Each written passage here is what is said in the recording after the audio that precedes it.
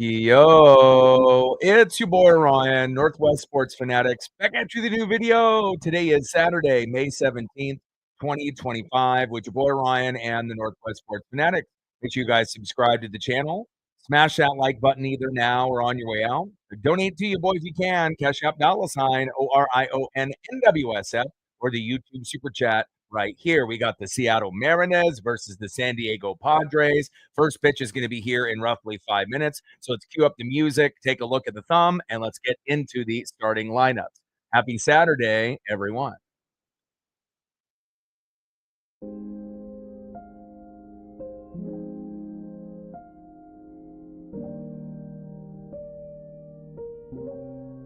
And on the thumb on the left is Big Dumper Cal Raleigh.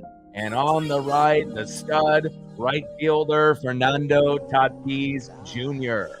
Now let's get into the starting lineups here first for the visiting Seattle Mariners. Leading off for the Mariners at shortstop, J.P. Crawford. Batting second, DHing for Seattle, Jorge Polanco. Batting third, playing center field, Julio Rodriguez. Batting cleanup, batting fourth, catching today for the Mariners, Big Dumper Cal Raleigh. Batting fifth, playing left field, Randy Arozarena. Batting sixth, playing first base, Rowdy Tellez. Batting seventh, playing second base for Seattle, Dylan Moore. Batting eighth, playing right field, Miles Mastrobuoni. And batting ninth, playing third base, Ben Williamson. And on the mound for the Mariners with a 1-2 record, an ERA of 6.91. Let's get that ERA down a little bit more. Emerson Hancock. And we're going to need a good outing for Emerson if we have any chance here today. Last outing was pretty brutal for him, but he did start off the year giving up 6 runs and having his ERA at 81, getting sent down to AAA, and has been able to get his ERA down from 81 to 6.91, but still not good enough for the Mariners if he gives up 5 runs or more. So the magic number will be 3 runs. If he gives up any more than that, this might be an L for Seattle here tonight, but if he can keep it with 3 or less runs, our offense should be able to get 4 runs, 7 to 10 hits, and if that happens, we'll have a very good chance at the sweep tomorrow if we win here today. Brian Wu on the mound tomorrow at the rubber match at 1:10 Pacific. Now let's get into the starting lineups here for the home San Diego Padres. Leading off for the Padres in right field, Fernando Tatis Jr. Batting second, DHing for San Diego, Luis Arraez. Batting third, playing third base, Manny Machado. Batting cleanup, batting fourth, center fielder, Jackson Merrill. Batting fifth, playing shortstop, Xander Bogaerts. Batting sixth, playing first base for San Diego, Gavin Sheets. Batting seventh, playing second base for the Padres, Jake Cronenworth. Batting eighth, catching today for the Padres, Elias Diaz. And batting ninth, playing left field, Jason Hayward. And on the mound for the Padres, one of their aces, 5-2 record with an ERA of 3.05. It is Nick Pivetta. Let's go Mariners. Let's get it, Big Dumper. And Odin starting it off with a $20 dono before the stream started. I appreciate you very, very much. Stacks on stacks, racks on racks with a little Cactus Jack bang bang. We're at 20, 80 to go to hit the goal, and we'll be shooting for 20 likes within the first hour, 30 to 50 overall, and again, 100 in the donos on every single stream. Vetter Cup, game 2 of 3. We were able to get 3 home runs yesterday to get the 5-1 victory, which it should have been probably 5-0. But JP Crawford homered on the first pitch. That was a kind of a tale of what was to come later in the matchup. Rowdy Tellez with a 2-run jack, and then after that, Cal Raleigh with a 2-run jack. 3 homers to get us 5 runs, and we were up 5-0 going into the bottom of the 9th. But again, the Padres were feisty. They ended up getting 1 run on Colin Snyder. And again, this will be game 2 in the set. Game 3, we got Brian Wu on the mound tomorrow, and that's our best starting pitcher considering George Kirby and Logan Gilbert aren't healthy just yet. Cool Kid in the building, what's good? Odin in the building, what's good? Daniel in the building, what's good? Let's go, baby. It'd be a good series. And definitely we're at a disadvantage today with Emerson Hancock on the mound, but again, as long as he doesn't get himself in a jam like his last start where he was in the 5th inning and had runners at 1st and 2nd, or even if you have runners at 2nd and 3rd with no outs, that's when you got to pull the pitcher. And the game was 2-2 at that time. And I said, hey, if we don't pull him now, it's going to lead to a couple RBIs and then a cheap homer. And that's exactly what happened. It went from 2-2 to 3-2 to 4-2. They got 1 out, and then the next batter after the 1 out, boom, 3-run homer, and then we ended up, losing the game shortly afterward. But in a matter of minutes, it went from 2-2 to 7-2. So we can't have that happen again, and we need to get off to a fast start, and hopefully we can do that here today. On the mound for the Padres, Nick Pivetta, and starting it off here for the Mariners, like I mentioned, will be J.B. Crawford.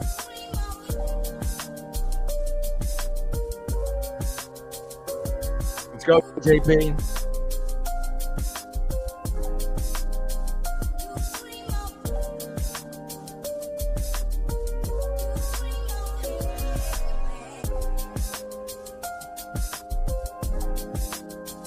First pitch to J.P. Crawford, high and away with the 4-seam fastball. 1-0 count from Pivetta to J.P.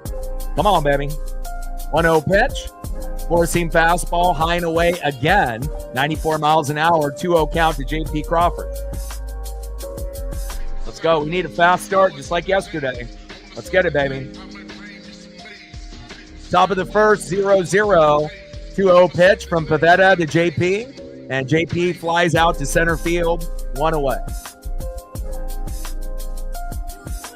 Next up for the Mariners, DHing for Seattle, Jorge Polanco. Let's go, Polo.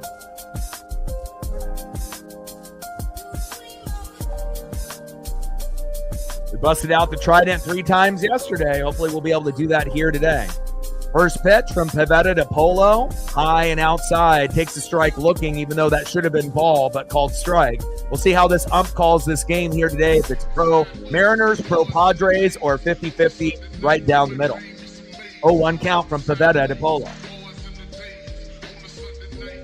0-1 pitch, big swing and a miss with that sweeper by Pivetta, behind in the count now 0-2 to Jorge Polanco.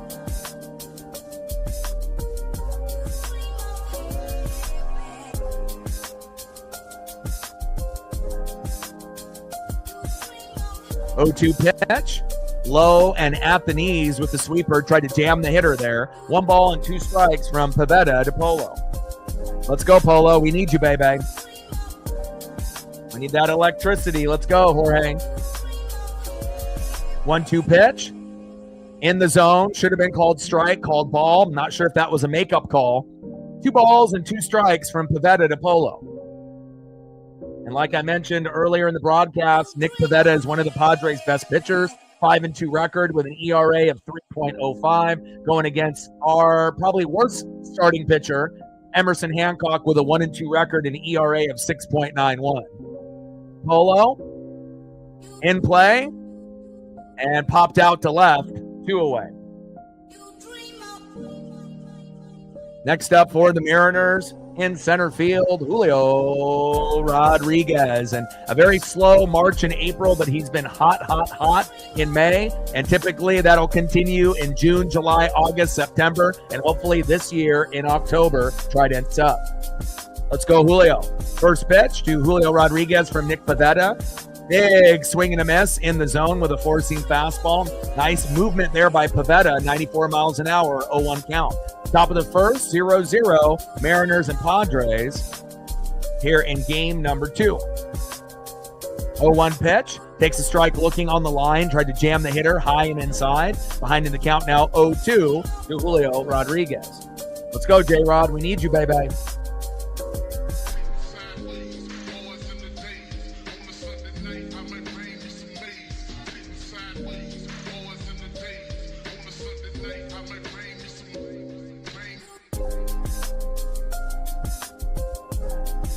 Top of the first, 0-0 between the Mariners and the Padres. Nick Pivetta on the mound, Julio Rodriguez in the box. 0-2 pitch in play. And a nice single to right by Julio Rodriguez, and he keeps the hot streak cooking. Way to bring the electricity early, and hopefully it will be often. Nice job, Julio.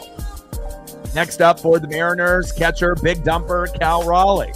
Let's go, Cal. He's been homering at a freakish pace. And again, at one point, he was leading the MLB in homers. He's a top 5 MVP candidate. Let's go, big dumper. Let's go, Cal Raleigh. Best player on the Seattle Mariners, no question. First pitch, high and away with that four-seam fastball. 1-0 count from Pivetta to Raleigh. But again, we're going to need, Julio to be Julio. We need Polo and JP and Ben Williamson and all the other role players, Dylan Moore, to do their job. And hopefully Emerson Hancock can hold this Padre offense to 3 runs or less. Otherwise, the series will be tied sooner than later. 1-0 pitch, high and away with that curveball. 2-0 count from Pivetta to Raleigh. Let's go, big dumper.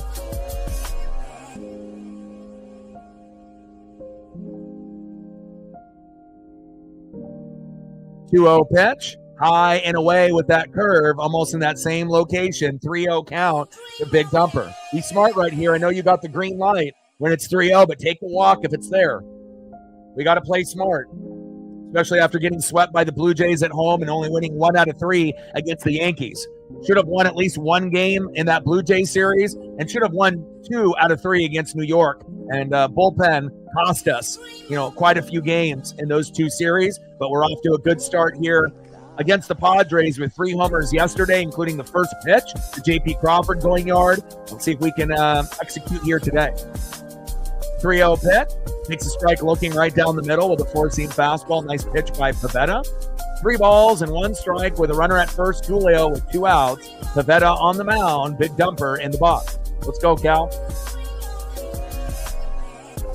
And there we go. Good eye, high and away. And that's ball 4. Cal Raleigh to first, Julio to second.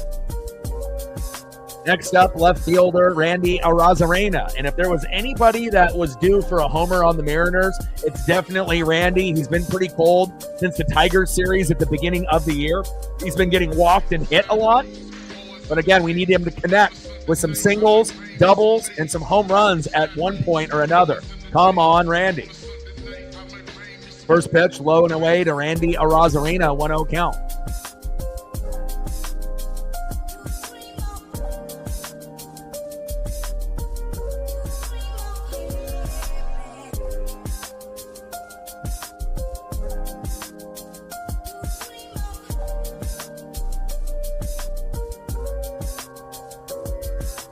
One-0 pitch, fouls that one off high and away.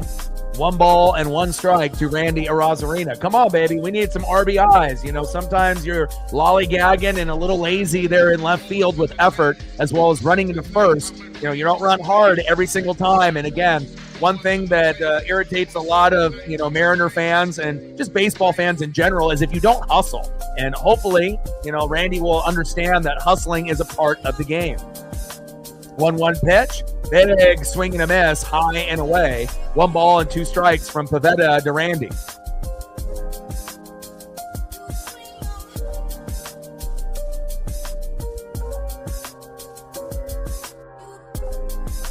1-2 pitch, high and inside. Four-seam fastball, 94 miles an hour by Pavetta. 2 balls and 2 strikes from Pavetta to Arozarena. Let's go, baby. Like, sub, donate, comment, share. If you haven't smashed that like button yet, please do. Help us get to 20 within the first hour, 30 to 50 overall. And we're at 20 on the dono train, 80 to go. Top of the first, runners at first and second, Julio and Cal. 2-2 pitch, low and away. Good eye by Randy Arozarena there. Now count is full. 3 balls, 2 strikes, 2 outs with runners at first and second. Julio at second, Cal at first. Julio with a base knock, single to right, and Cal got walked just a minute ago. Let's try to get on the board here early, especially against a good pitcher like Pavetta.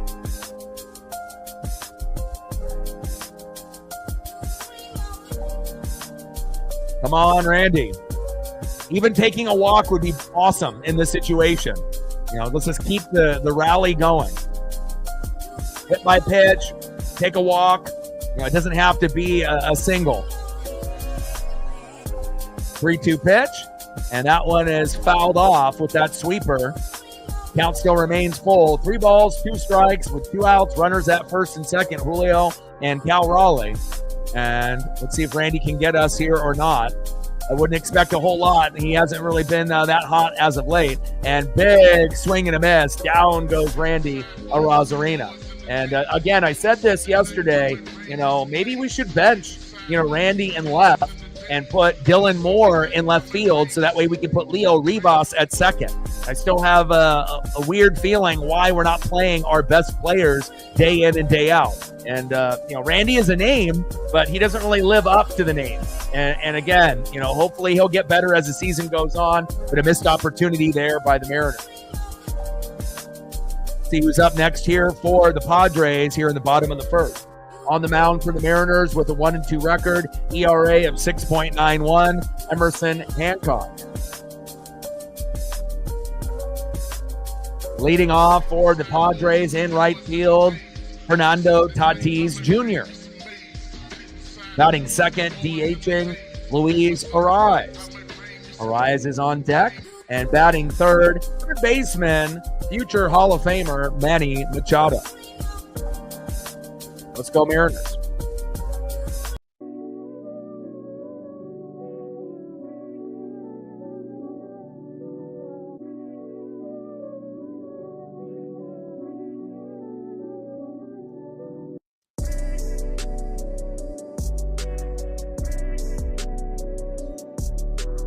Yeah, I don't think we really know who is going to, be there at the end. Injuries can really cost the team, down, late, as we get into August and September as we're preparing for October. It feels like the Mariners are going to win the AL West this year, but there's no guarantee, that we get to the, ALDS and win or ALCS or World Series. And the Padres are definitely a good team. But again, you got the Dodgers in the division. You got the Giants, who are very, very good. Hell, even the Diamondbacks are a couple games above 500 in the division. So it's the toughest division in baseball. And I don't think anyone really for sure knows who's going to come out of the division. And I know Padre fans like yourself and Giant fans are hoping that the Dodgers get hurt or they end up, choking kind of late. But, we haven't really seen them do that at this point. So we'll kind of wait and see. And again, there's other teams that, have been balling out of control and making a name for themselves. And I like being able to see kind of the teams that were unexpected, be a little bit better, here in 2025. For example, the Seattle Mariners, the Detroit Tigers, the Chicago Cubs, the San Francisco Giants. It's always nice to be able to see some new teams shine rather than the same, couple, 2 or 3 teams over and over again.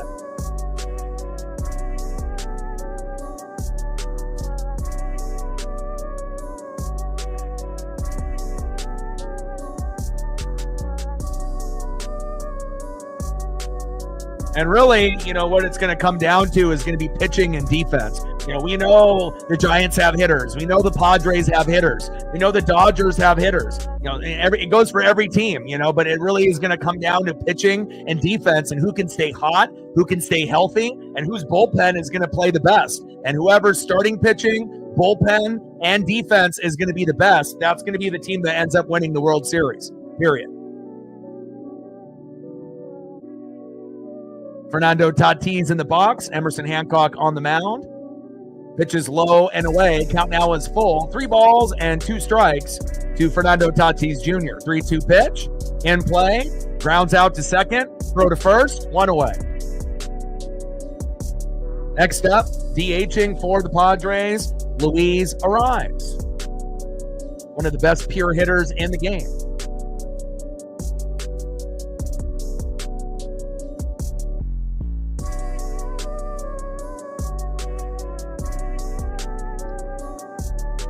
First pitch to Luis Ariz, takes a strike looking high and away with that 4-seam fastball, 95 miles an hour, 0-1 count. And again, if Emerson Hancock, if he can hold these Padres stud hitters to 3 runs or less, that's going to give us a good chance to win. But if he gives up 5 or more, it's going to be very tough for us to win this game. Pitches high and away, 0-2 count from Hancock to Luis Ariz. 0-2 pitch. That one fouled off, fading into the crowd. Nice souvenir there. Count remains 0-2. Bottom of the first, 0-0, Mariners and Padres. Hancock on the mound, Ariz in the box. 0-2 pitch. High and away, fouled off again. This time a sinker. Last pitch, slider. A nice little arsenal here from Emerson Hancock early. Nobody on with 1 out. 0-2 count to Luis Ariz. Jacob in the building. Marty in the building. Juan, Daniel, Cool Kid, Odin. Appreciate y'all.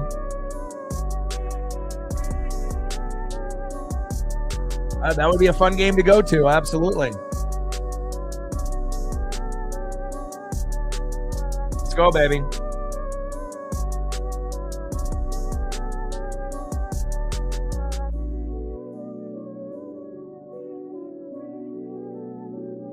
In play and grounded out, throw to first, 2 away. Good defense there by the Mariners. Next up, third baseman Manny Machado.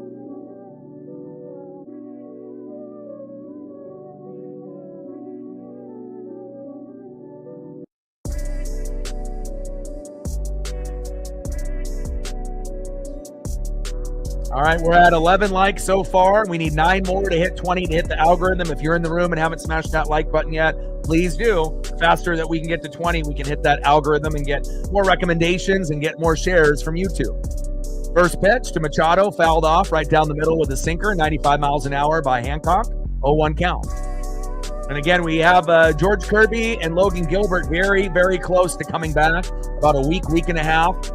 There was rumors that Kirby is there today, but he's obviously not going to pitch. But they're definitely settling in, and it's going to be exciting to see who we have in the rotation.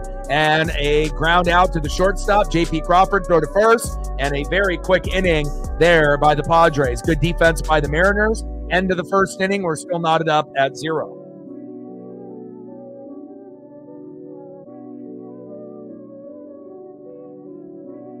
Next up for the Mariners in the 6th hole, first baseman, Rowdy Tellez. Batting second in the 7th hole, second baseman, Dylan Moore. And batting third in the 8th hole, right fielder, Miles Mastroboni. Let's go Mariners.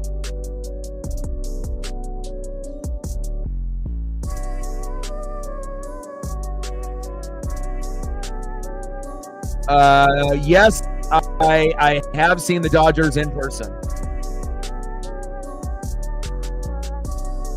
Nice.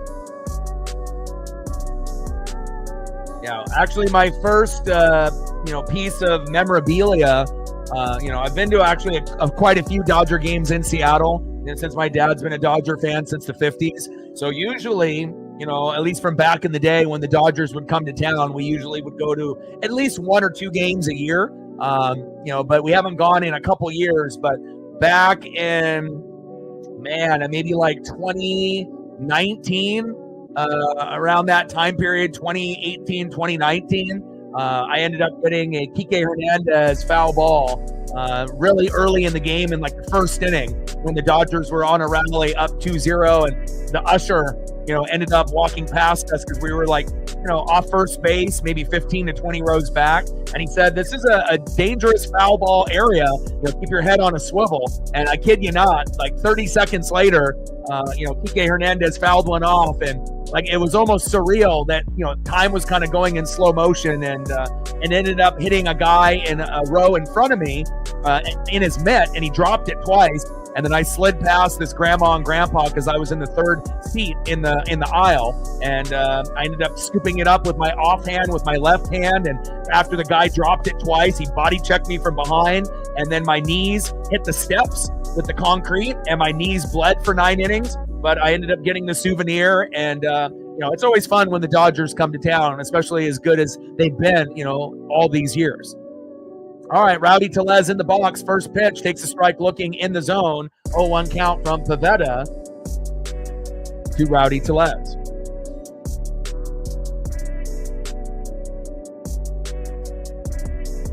Takes a strike looking high and away. 2 balls and 2 strikes from Pivetta to Rowdy. Lauren in the building, what's good?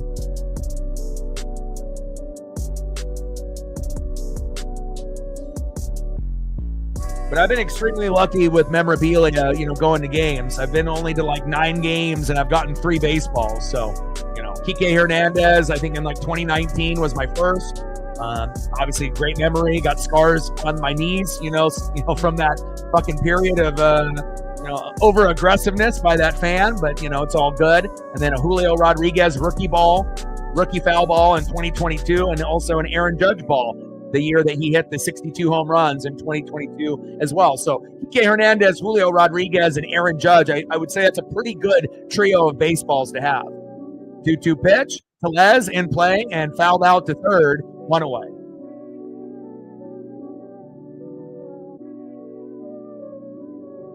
Next up for the Mariners in the 7 hole, second baseman Dylan Moore. Let's go, Demo. Let's bring that electricity, baby.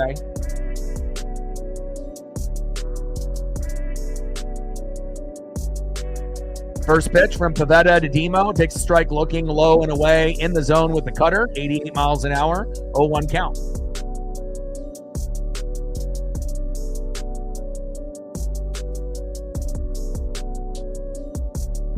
Oh, 1 pitch from Pivetta. Fouled off with that sweeper high and inside. Behind in the count now 0-2 to Demo. Come on, Dylan. And I don't know what Leo Rivas has done to put himself in the doghouse, through Dan Wilson or the coaching staff, but I still am confused when you have a hitter that is hitting 300 to 350 that you barely, let him play. Doesn't make any sense to me whatsoever. 0-2 pitch, fouled off, high and away. Count remains still 0-2 to Demo. Grind out this at-bat, Demo. 0-2 pitch, high and inside, curveball. 78 miles an hour, tried to jam Demo there. 1 ball and 2 strikes from Pivetta to Dylan Moore. Top of the second, we're knotted up here at 0 with 1 out.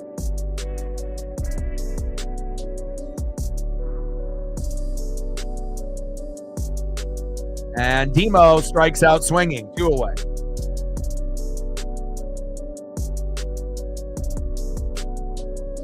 Next up for the Mariners, right fielder in the 8 hole, Miles Mastrobuoni. Let's go, Miles.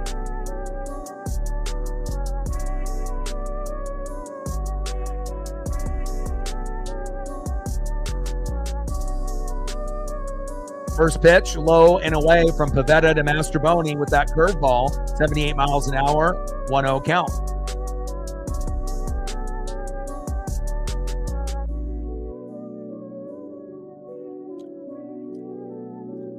One-0 pitch, takes a strike looking high and away. Four-seam fastball, 93 miles an hour, 1 ball and 1 strike with nobody on and 2 outs. Top of the second, we're still knotted up at 0, Mariners and Padres for the Vetter Cup. And they say that this is rivalry weekend, but there's no rivalry whatsoever between the Padres and the Mariners. Padres and Dodgers, yes. Padres and Mariners, no. 1-1 pitch, fouled off, high and away. 1 ball and 2 strikes to Miles Mastrobuoni.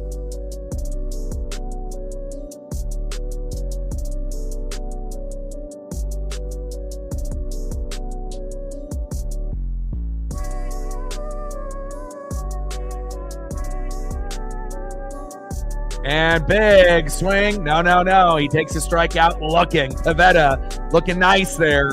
Looking nicey. And let's go to the bottom of the second inning as Miles Mastrobuoni strikes out looking.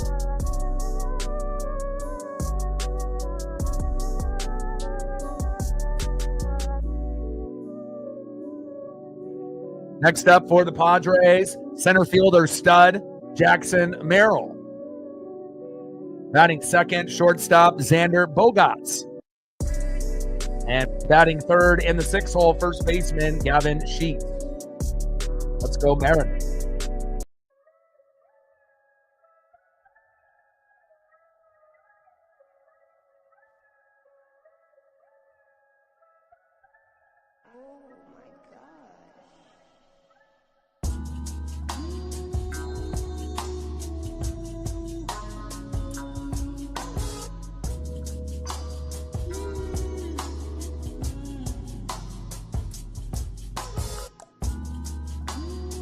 All right, we're 4 likes away from 20. If you're in the room and haven't smashed that like button yet, please do.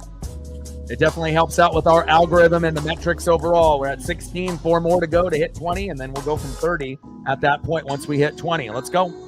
And we're at 20 on the Dono train, 80 to go to hit the goal.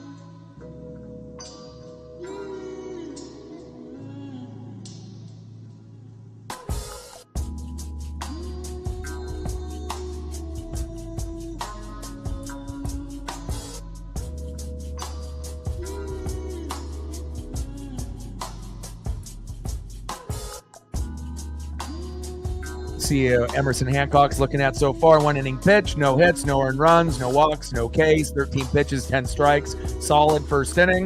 And then obviously with Nick Pivetta getting, most of those Mariners out in the second inning. 2 innings pitch, 1 hit, no earned runs, 1 walk, 3 Ks, 37 pitches, 22 strikes.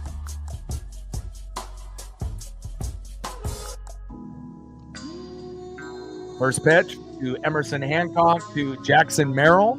Low and away, fouled off with that changeup, 86 miles an hour, 0-1 count.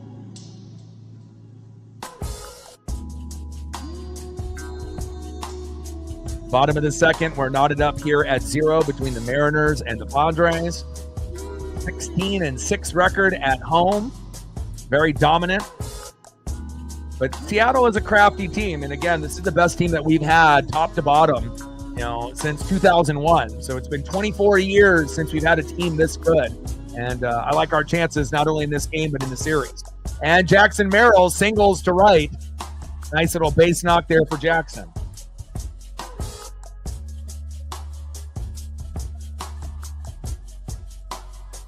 Next up is shortstop Xander Bogaerts. First pitch to Bogaerts, takes a strike looking in the zone, 0-1 count. 0-1 pitch from Hancock to Bogaerts. Slider low and away. Good eye by Bogaerts. 1 ball and 1 strike with a runner at first with no outs. We're in the bottom of the second, knotted up here at 0. Let's go, Emerson. We need a strong outing. 1-1 pitch, low and at the knees. 2 balls and 1 strike from Hancock to Bogaerts.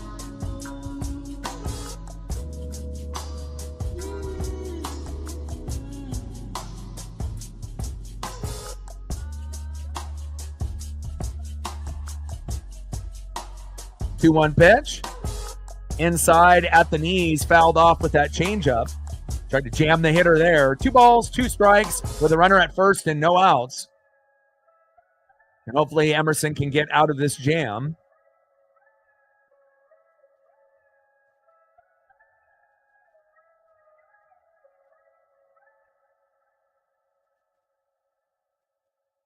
Two-two pitch. Low and away. Count now is full. 3 balls and 2 strikes from Hancock to Bogaerts. Come on, baby.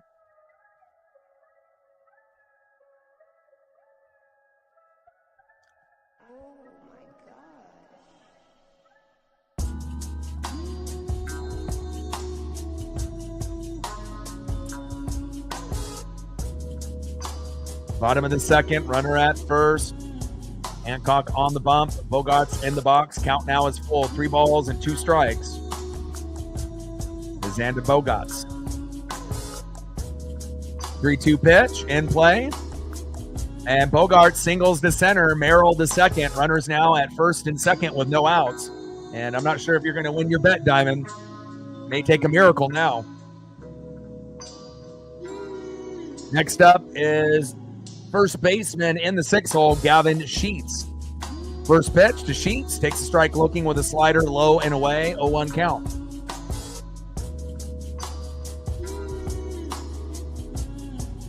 Natman in the building, what's good? I mean, also considering this might be our worst pitcher, out of our starting rotation. This guy's like a AAA pitcher that we had to, kind of give a job to since Bryce Miller got hurt, and we haven't had our best two pitchers for a good chunk of the year. Logan Gilbert played, about a month and a half before getting on the IL, and we haven't even seen George Kirby all year. 0-1 pitch. Takes a strike swinging, low and at the knees. Behind in the count now, 0-2 from Hancock and Sheets.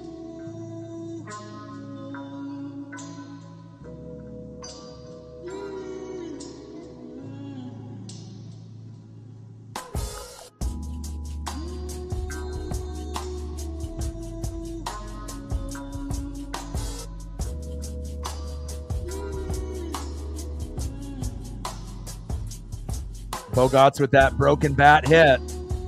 Good follow-through swing there.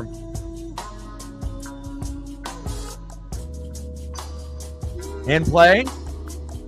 And Sheets grounded out to first. Bogarts to second. Merrill to third. Runners now at second and third with one out. Next up is Jake Cronenworth.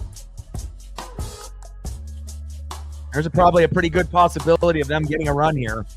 I hope they don't, but, usually with guys at second and third with a shitty pitcher on the mound, ERA of almost 7, we can hope for the best, but we'll see. First pitch to Jake Cronenworth, takes a strike looking, high and inside, 0-1 count. 0-1 pitch from Hancock to Cronenworth, fouled that one off, high and away. Behind in the count now, 0-2. Bottom of the second, runners at second and third with one out. We're knotted up at 0, and hopefully it'll stay at 0. For quite some time, and we don't really know what the offense is going to look like. Obviously, we didn't come out as hot as we did yesterday. Obviously, first pitch of the game, JP Crawford took it yard. But I still feel that we can compete, but we can't give up a lot with this starting pitcher. 0-2 pitch, high and away. 1 ball and 2 strikes to Jake Cronenworth.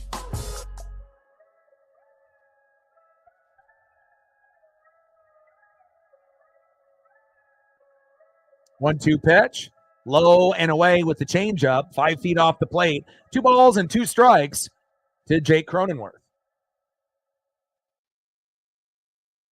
Come on, Emerson.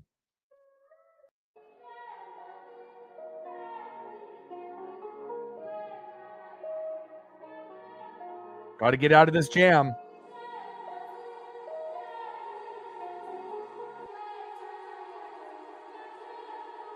Two-two pitch.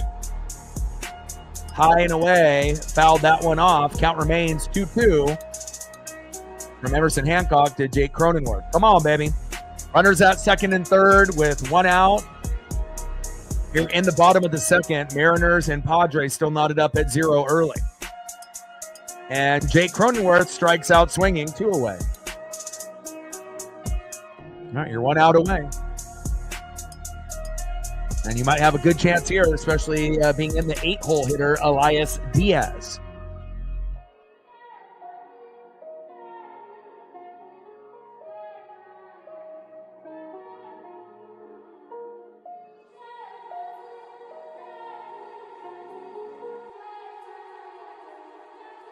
This could end up being a punch out here. Hancock, it might be our worst starting pitcher, but, against hitters that are, average to below average, he'll find his mark once in a while. We'll see what happens here. Maybe we'll get a cheap pop-up, ground out, or even maybe a punch out. That would be ideal. We don't want to be down 1-0 or 2-0 early if we don't have to be. First pitch to Diaz, fouled off with that sinker right down the middle, 0-1 count. Bottom of the second with runners at second and third with 2 outs. Padres are threatening, but let's see if Emerson Hancock and the Mariners and the defense can find a way.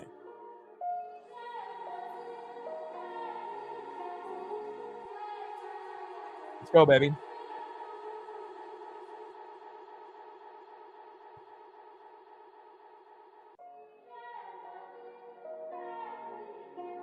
A 1 pitch, high and away with the four-seam fastball. 1 ball and 1 strike from Hancock to Diaz. 1-1 pitch, low and away with the changeup, 87 miles an hour. 2 balls and 1 strike with runners at second and third with 2 outs. 2-1 pitch, low and away with the cutter. Count now is 3 balls and 1 strike from Hancock to Diaz. Come on, Emerson. Lock in, baby. Bottom of the second, runners at second and third with 2 outs. Padres threatening against the Mariners' worst starter, besides maybe Bryce Miller this year. But Bryce is on the IL now with an elbow and back. Takes a strike looking on the line, which could have been ball 4. That was definitely a 50-50 call. Cowell now is 3 balls, 2 strikes, 2 outs with runners at second and third. We need 1 more strike to get out of the inning. Come on, Emerson. Bottom of the second, runners at second and third with 2 outs. And got him! Boom! And we get out of the inning, baby. There we go. Nice job by Emerson Hancock, mowing them down, and they leave runners stranded at second and third. Fuck yeah. Let's go to the top of the 3rd inning, and we're still knotted up at 0. Great job, Mariners.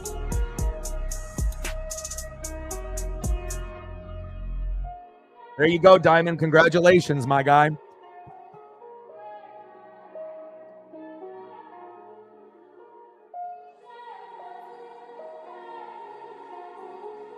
Next up for the Mariners in the 9-hole, third baseman Ben Williamson. Batting second, 0 for 1, shortstop J.P. Crawford. And batting third, 0 for 1, DHing Jorge Polanco. Let's go, Mariners.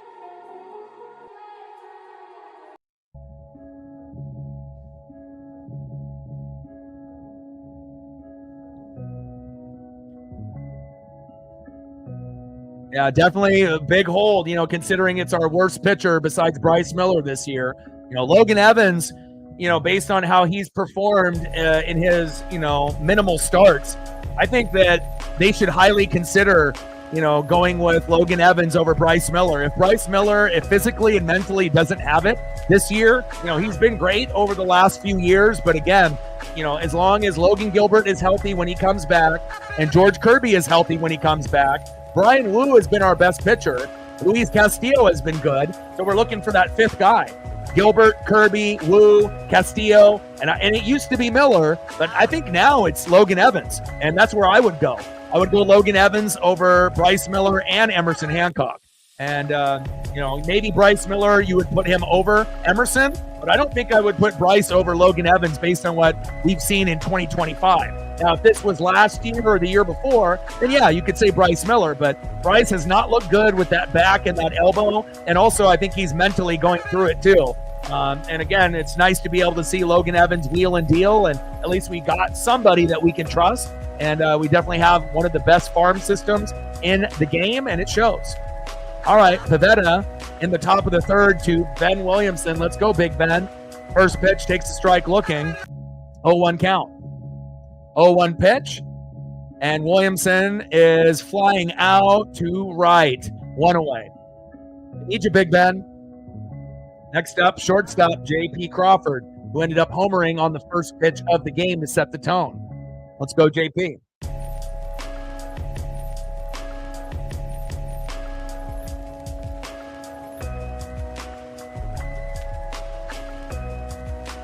Let's go, baby. Trident's up. Top of the 3rd inning, 0-0 Mariners and Padres.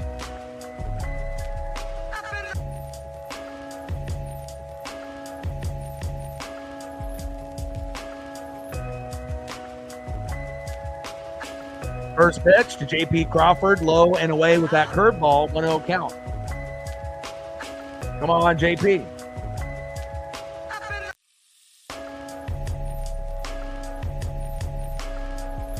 One-0 pitch, high and away, takes a strike looking out of the zone. 1 ball and 1 strike to J.P. Crawford.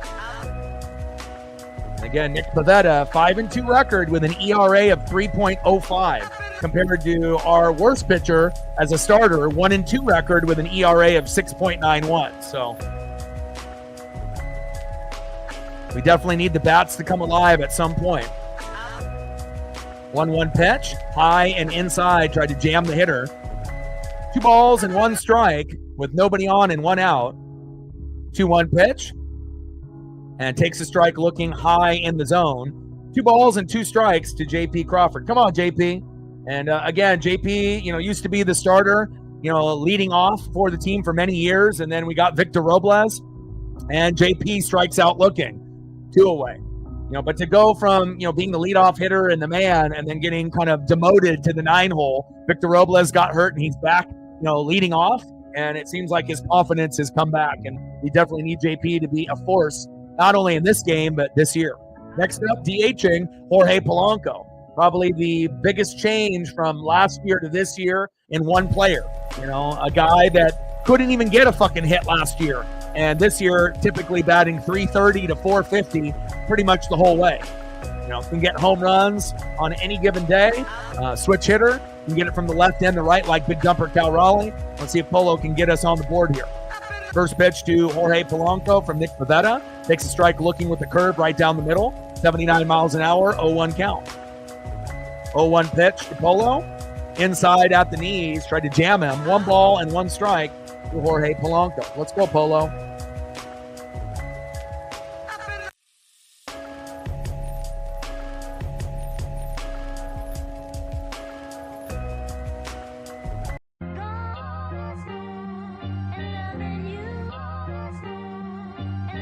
And in play and flies out to center field. And a very quick inning there for the Mariners. Let's go to the bottom of the third and see who's up next for the Padres. Well, this might end up being one of those games where we just have to wait for the starting pitching to go out, and then we'll see what bullpen plays the best. We're going to need you, Cal. All right, going to the bottom of the third, the journeyman left fielder, Jason Hayward. Seems like he's played on every fucking team. Batting second, back at the top of the order, right fielder, stud, Fernando Tatis Jr., 0 for 1. And batting third, DHing today for San Diego, Luis Arraez. Let's go Mariners.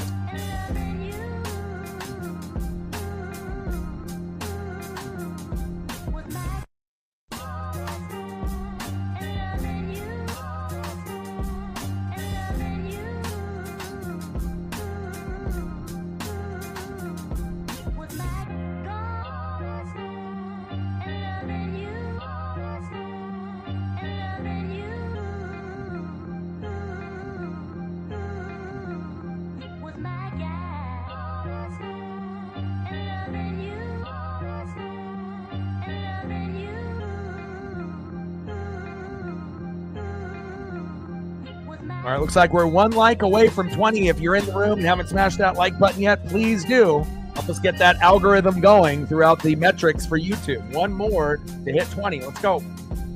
We got half of the people in the room that have done it so far, and we're still waiting on a few.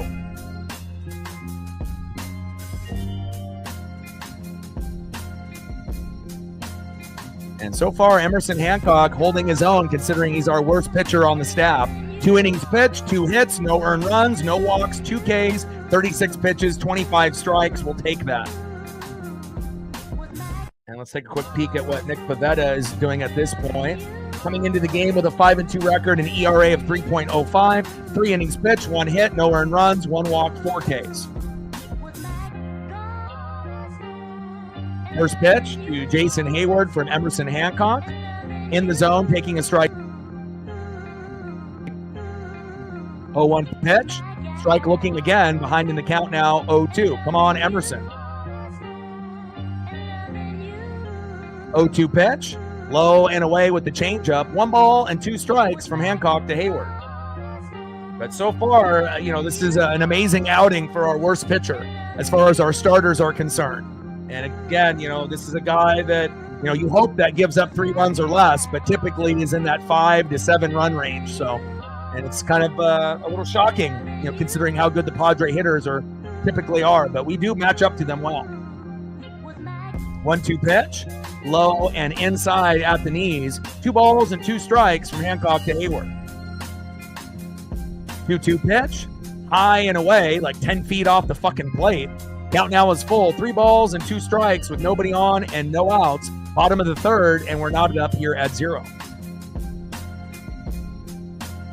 In play, and Hayward flies out to center. Julio Rodriguez there, no fly zone, 1 away.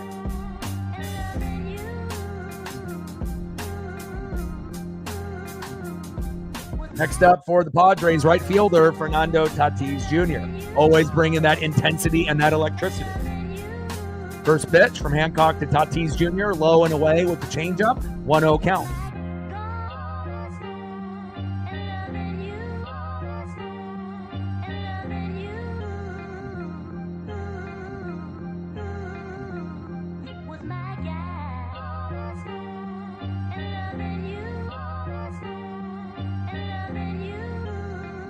One 1-0 pitch. Tries to jam the hitter inside with the changeup. 2 balls and no strikes from Hancock to Tatis Jr.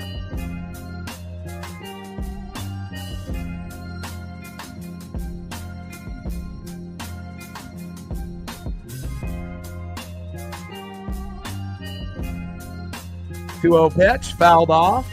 Inside with the changeup. 2 balls and 1 strike to Fernando Tatis Jr.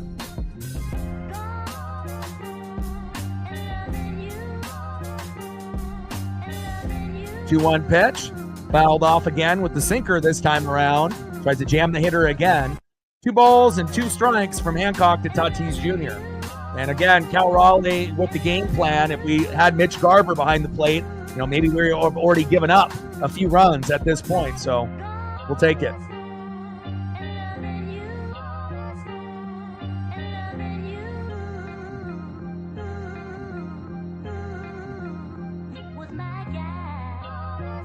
In play on the 2-2 pitch. And Tatis lines out to center. Julio Rodriguez is there, 2 away. Next up for the Padres, DHing Luis Arraez.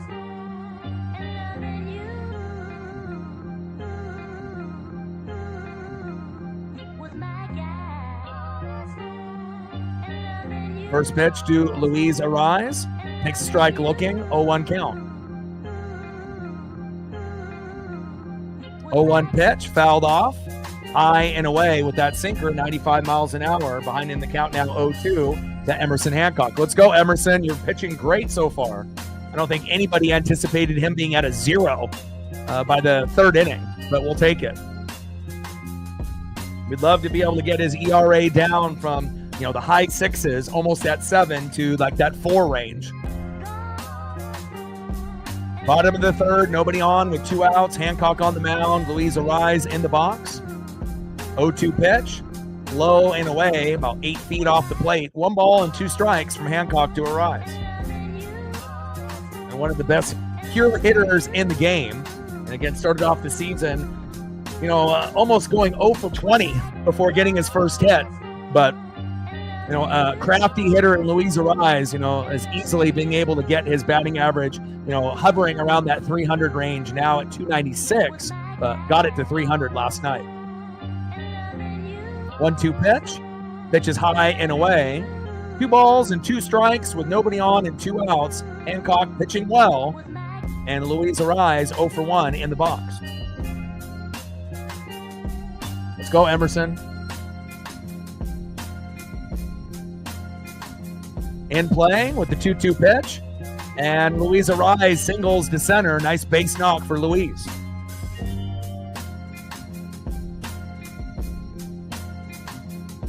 Next up, 3rd baseman, future Hall of Famer Manny Machado. STL building, appreciate you. Yeah, anybody that can help out, obviously with the likes and the donos, when I'm grinding here, would be greatly appreciated. Since we don't have a lead mod on the channel. We have mods, but we don't have a lead. Appreciate you, STL. Hope you're having a good day. We're at 20 on the donut train, 80 to go. First pitch from Hancock to Machado. Takes a strike looking low and inside. Four-seam fastball, 95 miles an hour by Emerson. 0-1 count. 8 more to get to 30. Let's go. Glad to see your Cardinals are bouncing back from some struggles earlier in the year. And in play. And down goes Machado. There we go, baby. Fielder's choice. Arise out at second, and that is the end of the third inning. Good defense by the Mariners.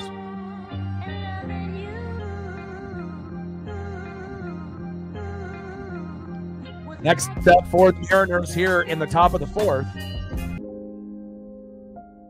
1 for 1. A guy that's been extra hot in May. Julio Rodriguez. Trident's up. Let's get it. Julio. Great to see him, progress from a pretty slow March and April and a fantastic May.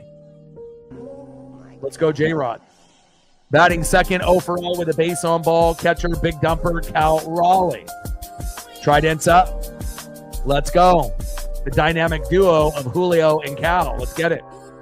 And batting third, left fielder, Randy Arozarena, 0 for 1 with a K. We had 2 guys on, Julio and Cal, and he left them stranded. Hopefully, we can find a way for Randy to finally get hot. It seems like he hasn't really been that good since the Tigers series at the beginning of the year against Skubal. But, he's been getting hit a lot, and he's been getting walked a lot.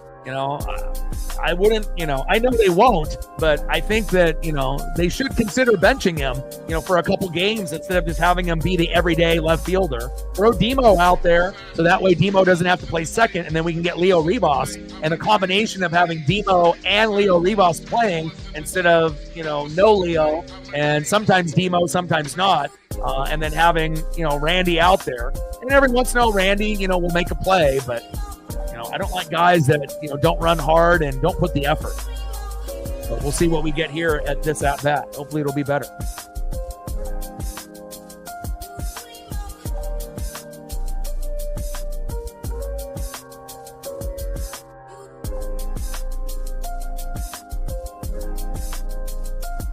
Top of the fourth inning, 0-0. I don't know if anyone anticipated that score, but we'll take it.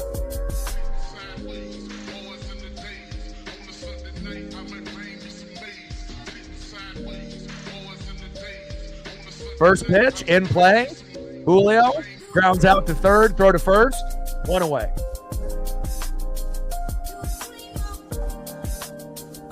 Next up for the Mariners, big dumper, Cal Raleigh. First at bat was a walk. First pitch from Pivetta to big dumper, Cal Raleigh. Takes a strike looking high and in the zone with the four-seam fastball. 91 miles an hour, 0-1 count. Let's go, Cal. Top of the fourth, 1 out with nobody on. Nick Pivetta on the mound. Big dumper, Cal Raleigh in the box. And we had home runs by J.P. Crawford, Rowdy Tellez, and Cal Raleigh yesterday to win 5-1. Still nothing on the board yet, which is a little surprising because Pivetta is a great pitcher, but Emerson Hancock is our worst. So I can't believe the score is tied right now. And again, if we win today, we're going to have a very good chance to sweep because our best pitcher is on the mound tomorrow in Brian Wu. And we're not going to lose with Wu on the mound. And Cal Raleigh strikes out swinging on 3 pitches, 2 away. Come on, Cal. Next up, 0 for 1 with a K, left fielder, Randy Arozarena. Let's go, Randy.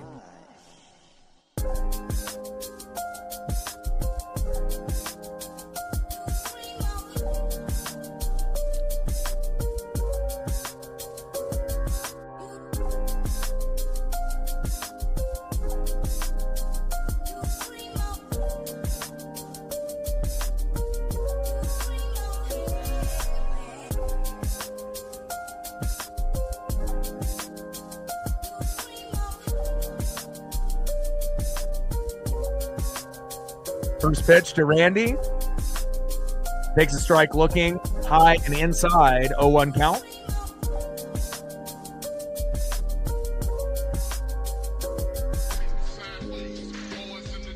Oh-1 pitch, high and inside with a four-seam fastball. 1 ball and 1 strike from Pivetta to Arozarena.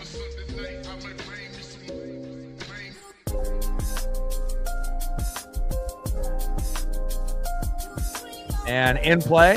And Arozarena grounds out to the shortstop, throw to first. And that is it for the Seattle Mariners.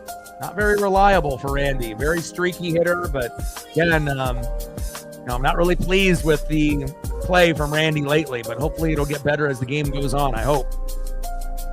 All right, let's go to the bottom of the fourth inning. We're still knotted up at 0. 1 hit for the Mariners up to this point, 3 for the Padres, but nothing on the board just yet.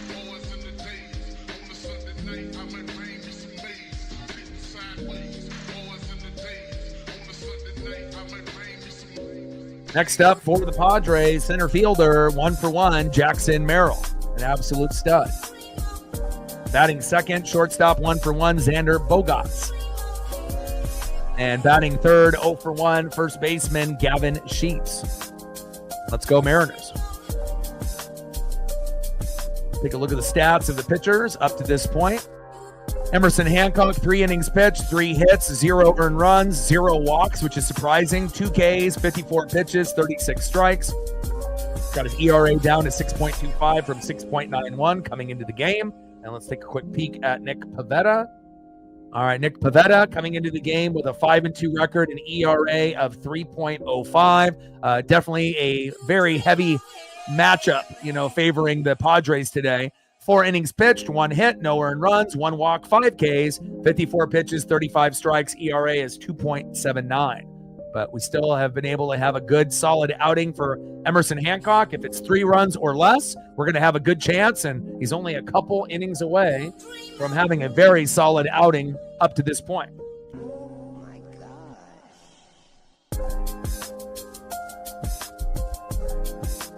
Next up in the box, center fielder Jackson Merrill. Keep wheeling and dealing, Emerson. You're doing great.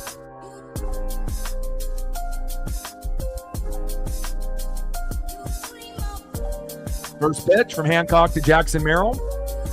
And grounds out to second, throw to first, 1 away.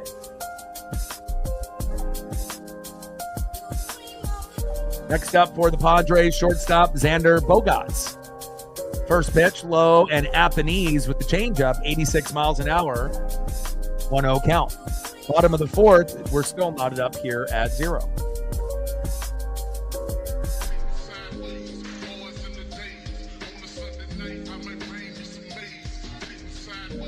Let's go, baby. 1-0 pitch, takes a strike looking. 1 ball and 1 strike from Hancock to Bogaerts. Let's go, baby.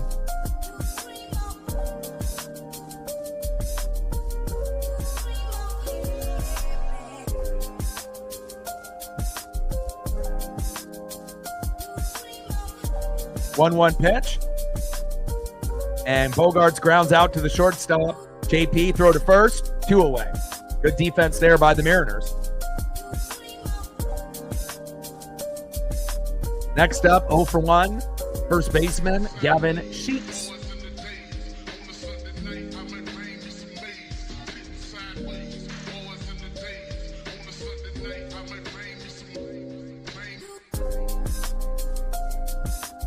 First pitch, low and away, about 8 feet off the plate with that changeup, 1-0 count. 1-0 pitch, low and away. 2 balls and no strikes from Hancock to Sheets. Come on, Emerson. Anna in the building. What's good? How are you?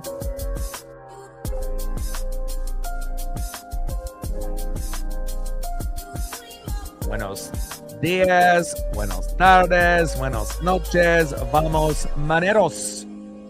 Hancock is doing great, considering he's our worst pitcher. And, I did not think that he'd be at a 0 at this point, but I'm super happy that he is. We already know Logan Evans is better than Bryce Miller, but again, Bryce Miller still may be better than Emerson Hancock. But again, anytime you can get your, worst starters playing well, that's a good sign for, things to come. Even though we do have George Kirby and Logan Gilbert, they're going to be coming back shortly. And Gavin Sheets, back. See ya. And Sheets gets a homer, 401 feet, 1-0 San Diego.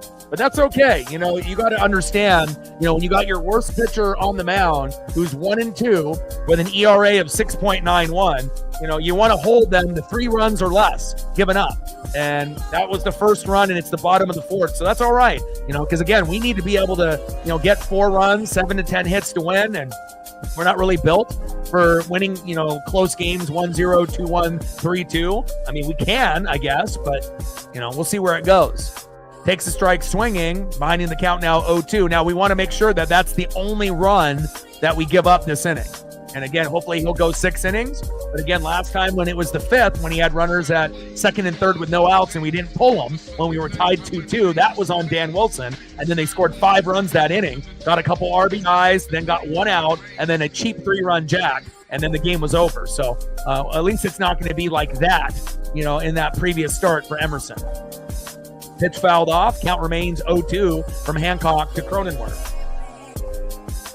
Got to get Jake out. The Crone zone. Nice homer by Gavin Sheets. We're not haters here. But again, our offense needs to open up as well. We had homers by JP, Rowdy, and Cal yesterday. And hopefully we can get on a little bit of a rally, you know, later in this game. Pitch is fouled off. Behind the count now 0-2. I'm not worried about the 1-0. But we want to make sure we keep it 1-0 this inning. But I figured going into the matchup, if he gave up 3 runs or less, we would have a very good chance of winning this game. And, you know, at this point, he's pacing for that. Pitch is low and at the knees. 1 ball and 2 strikes from Hancock to Cronenworth. Come on, Emerson.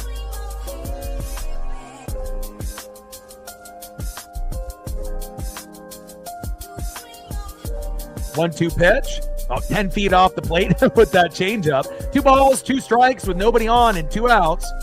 Gavin Sheets with the solo dinger to make it 1-0. Finally, we got somebody on the board.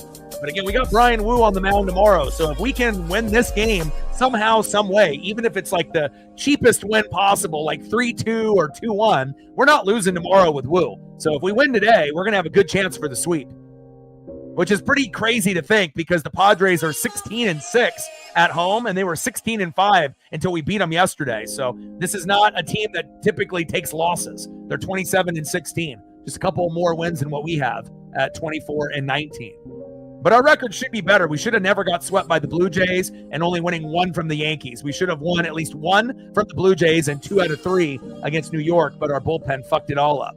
All right, and we finally get out of the inning there, but we don't go fully unscathed. Give Gavin Sheets credit. That was a nice little dinger by him. And again, Emerson Hancock, that's the first run that he's given up, and I think we can live with that, considering he's the worst starter on the roster besides Bryce Miller. 1-2 record with an ERA of 6.91. Gavin Sheets goes yard. 1-0 Padres. Now let's go to the top of the 5th, and let's get a homer of our own to match the score. Next up, a guy that could do it. 0 for 1, first baseman, 2-run jack yesterday. Can you do it today? Rowdy Tellez. Batting second, 0 for 1 with a K. Second baseman today, Dylan Moore.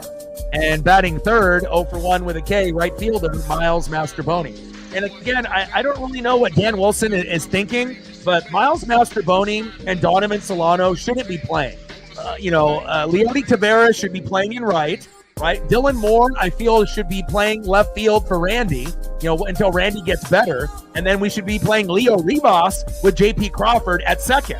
That gives us the best chance to win game in and game out. Anytime you're putting in Randy at left automatically, and then you're making Miles Mastrobuoni play, they're not really doing anything. It's like when Donovan Solano plays, he doesn't really do anything. It's like we don't want to have any wasted positions, And again, to have the best chance to win, and I know Randy is a name, but if you put Dylan Moore in left field, I guarantee he'll give you more than what you're getting out of Randy lately. Randy hasn't been good since the Tiger series against Skubal. He's been getting hit a lot and walked a lot, but he can't get any fucking hits. He doesn't hit homers, barely, does anything productive in the box. Every once in a while, he'll make a play in left field with like a diving catch, but most of the time he's kind of lollygagging out there. He's lazy. He doesn't really run hard to the pop-ups and the grounders that go into left field, and he doesn't run hard to first. And I get it, he's a popular name, but he doesn't hustle. So if it's me and I'm the manager, I'm benching him. and I'm putting in Demo, and I'm not benching him for the rest of the year. I'm just alternating him and Demo every other game to see who can actually play that position better. And then I'm putting Leo Rivas at second. I've never seen a team that's got a player that's batting 300 to 350 that doesn't fucking play. Back. See ya! And then my ESP is on point. Rowdy Tellez gets us on the board. And I told y'all, baby, that electricity is real. Rowdy Tellez, see ya! 1-1, we're tied up. Let's go.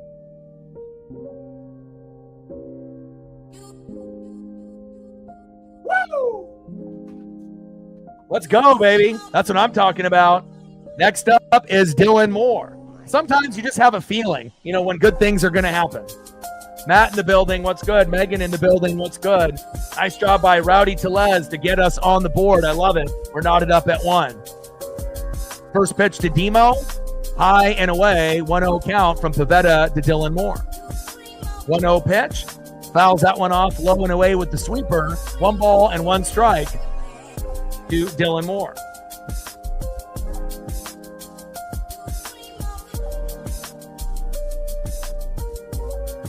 Rowdy, baby. Hell yeah. And again, it all started in that Toronto series on the road, WrestleMania weekend, where he had a solo dinger and then that grand salami. But up to that point, it kind of felt like maybe they were looking at Tyler Locklear in AAA, but he's been very good since. Takes a strike looking with that sinker. 2 balls and 2 strikes from Nick Pivetta to Dylan Moore. 2-2 pitch, fouled off. 4-seam fastball, 92 miles an hour from Nick Pivetta. 5-2 record with an ERA of 3.05. So kind of shocking that the game is such a low-scoring affair. Like, I assumed that if we were going to have a score 1-1 in the 5th, that would be like Brian Wu on the mound and one of their aces like Pivetta. But I did not think Hancock would be this good. But it's a very good thing to see, to give us a chance to win this game.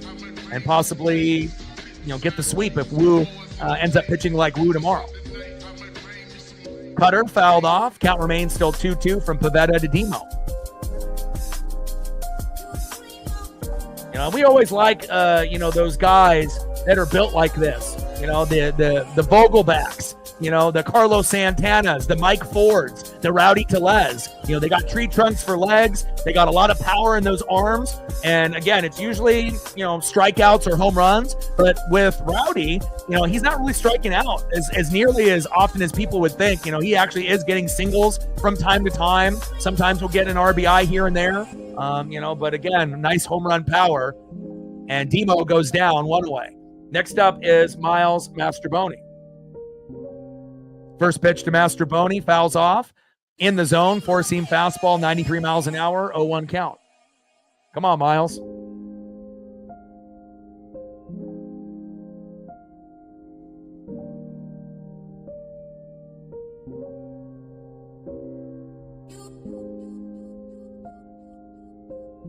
Just connect.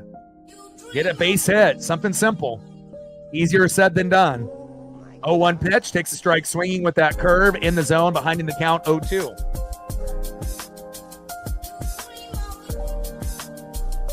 But there's like certain players on the team that we trust, and then others, that you don't really feel that they're going to get a whole lot, and I feel like Mastrobuoni's better than Donovan Solano, but that's not really saying a whole lot. Solano is definitely our worst player on the team, and he shouldn't be playing at all. Shouldn't even be on the team, but again, hopefully Miles can, find a way, bunt, get hit by a pitch but not get hurt, draw a walk.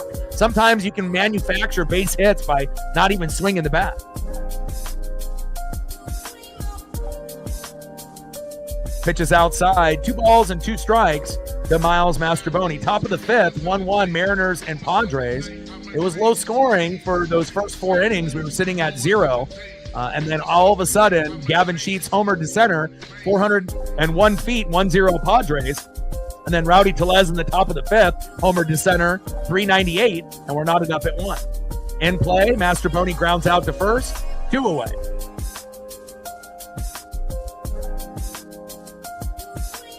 Next up, a guy that needs to heat back up, 0 for 1, third baseman Ben Williamson. When he first came up from AAA and the Tacoma Rainiers, he's exactly what we needed, to be able to be consistent, hot, confident. He's the best defender we've had at third since Eugenio Suarez, but he hasn't been as productive in the box lately. Grounds out to the catcher, throw to first, and that is the end of the Mariners there in the top of the fifth. All right, let's go to the bottom of the fifth, and at least we ended up matching the home run, by Gavin Sheets. Rowdy Tellez, you're the man. So Sheets with that first homer to center, 1-0 Padres. And then, hey, Rowdy Tellez, he says, I can do it too. He does. We're knotted up at 1, and anything can happen in this game. Let's go. Emerson Hancock pitching a gem, considering he's our worst pitcher besides maybe Bryce Miller as a starter this year. And Bryce is on the IL with a elbow and back injury. All right, let's see who's up next here for the Padres in the bottom of the fifth. Next up for the Padres, 0 for 1 with a K, catcher Elias Diaz. Batting second, 0 for 1, left fielder Jason Hayward. And batting third, 0 for 2, right fielder Fernando Tatis Jr. Let's go Mariners.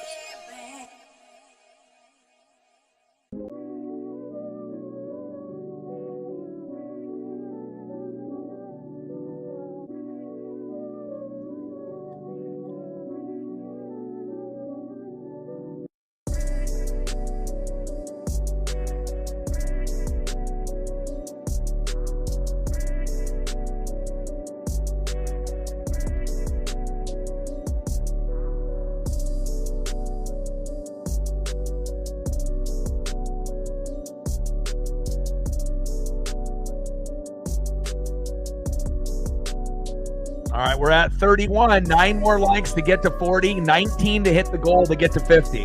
Let's go, baby. And we're at 20 on the dono train. 80 to go to hit the goal. We're knotted up at 1. Gavin Sheets with a homer. Rowdy Tellez with a homer. And we'll see what happens next. But so far, I don't think the Padre fans are too surprised. I mean, Pavetta's a good pitcher. 5-2 record, ERA of 3.05. But, ours is the worst starter on our roster. 1-2 record, an ERA of 6.91. And his ERA, at the beginning of the year was 81. Right? He gave up 6 runs in the first inning and then got sent to AAA, came back, and has been able to get it down to, the 6 range, just under 7. But, we need Hancock's ERA to be in like the 4s. But I'm not sure if he'll be able to get to that point, but he's looking good here today. First pitch to Diaz, lines out to Julio Rodriguez, no fly zone, 1 away.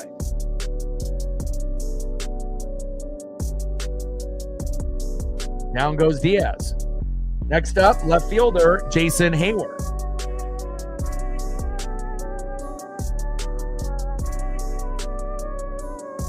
First pitch from Hancock to Hayward, takes a strike looking with a 4-seam fastball, 0-1 count. And this is one of the best games that Hancock has pitched, even though he did give up that solo jack to Gavin Sheets. I mean, overall, the guy normally, gives up 6 to 10 runs. So it's like, ERA is around 7. So about 7 runs a game is what he's giving up in 6 innings. So to be at 1, in the bottom of the 5th against one of their best pitchers on the opposite side, I think any Mariner fan will take that. We just need the bats to come alive. Pitches outside, high and away. 2 balls and 1 strike with nobody on and 1 out. Hancock playing well. Maybe not as good as Logan Evans, but we'll take what we're getting here out of Emerson. And Jason Hayward in the box. Seems like he's been on fucking every team in baseball. 2-1 pitch. Big swing and a miss. Low and away. 2 balls and 2 strikes from Hancock to Hayward. And Emerson has had some pitches way off the plate, but you can definitely tell with having Cal Raleigh in the box, it really does help the young guys, as well as the main starters. If you've got a guy like Mitch Garver back there, good luck. But when you got Cal, he's going to be able to, tell you where to go, what pitches to throw, and he's definitely helping our young guys out tremendously. That's why Cal's the most valuable player on our team. Pitches high and away and fouled off. Got Jason Hayward to really bait on that one. 2 balls, 2 strikes with nobody on and 1 out. We're knotted up at 1. Gavin Sheets with a homer, Rowdy Tellez with a homer, and we're knotted up 1 apiece. In play, and Hayward singles to left to Randy Arozarena and Julio there in the outfield. Nice base knock by Jason Hayward. Next up, right fielder, 0 for 2. Fernando Tatis Jr.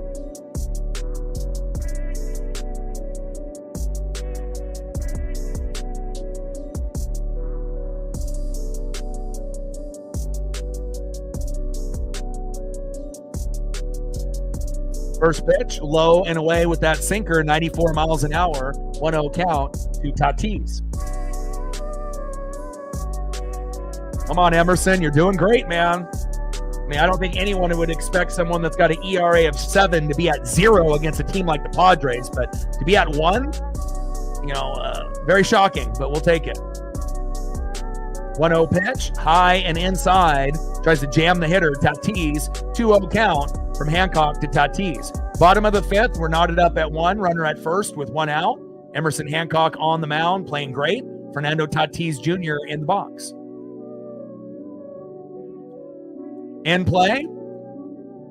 And that's a nice base knock there by Fernando Tatis Jr. Doubles to right, Hayward to third. Runners now at second and third with 1 out. And you got to be very careful here. If this was me right here, I think I would pull him. Because again, when you have guys at second and third or first and second with no outs, you run the risk of having happen what happened last time when Hancock was tied 2-2. It was second and third with no outs, and they exploded for 5 runs, and then we lost the game right there. So again, I know they're going to try to probably pitch to Luis Ariz, but if anyone was going to get an RBI for the Padres or make a big play, it's him. So we'll see what happens, but I almost am positive that they're just going to let it ride because no one anticipated Emerson to be at a 1-1 game. But if you pull him here, you can keep his confidence high, even though he'd be pissed that he'd get pulled in the 5th. But if you don't pull him, we run the risk of being down 3-1 in a matter of seconds. Hopefully that doesn't happen. I'm doing good, Matt. How are you? Mariners won yesterday 5-1 on Apple TV Plus on those 4K cameras. And here in the Vetter Cup, even though we are not natural rivals, they're trying to make every series this weekend a rivalry. Padres and Dodgers are rivals, but not the Mariners and Padres. But, whatever. They're trying to do it for marketing purposes. First pitch from Hancock to Luis Ariz, low and away with the changeup, 1-0 count. And we got to be very, very careful here. Otherwise, it's going to turn to 2-1, 3-1 real quick. 1-0 pitch, takes a strike looking on the line, high and away. 1 ball and 1 strike with runners at second and third with 1 out. We're knotted up at 1. And again, we need Hancock to give up 3 runs or less to have a chance to win. But again, at this time, I think I would have probably pulled him. But let's see what happens here in the bottom of the 5th if he can get out of this jam.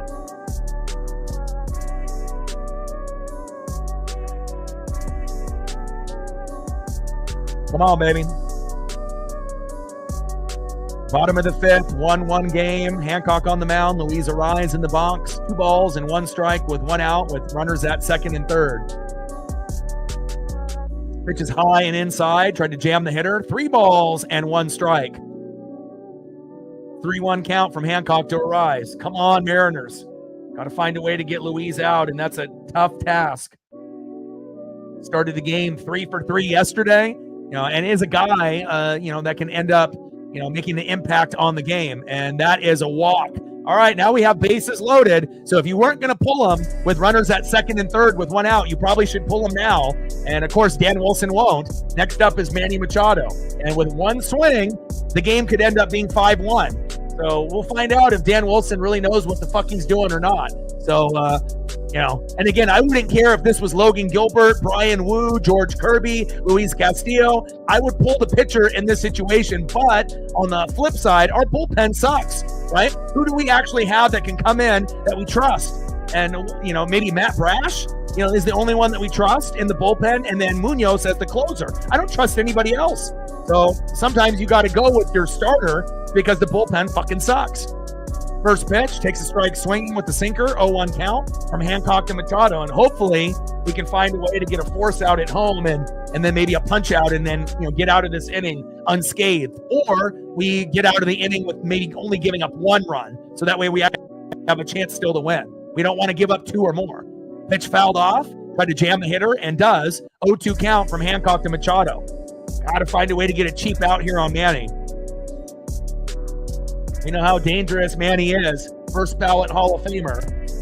One of the best third basemen in this generation that we've seen. And struck him out. Let's go.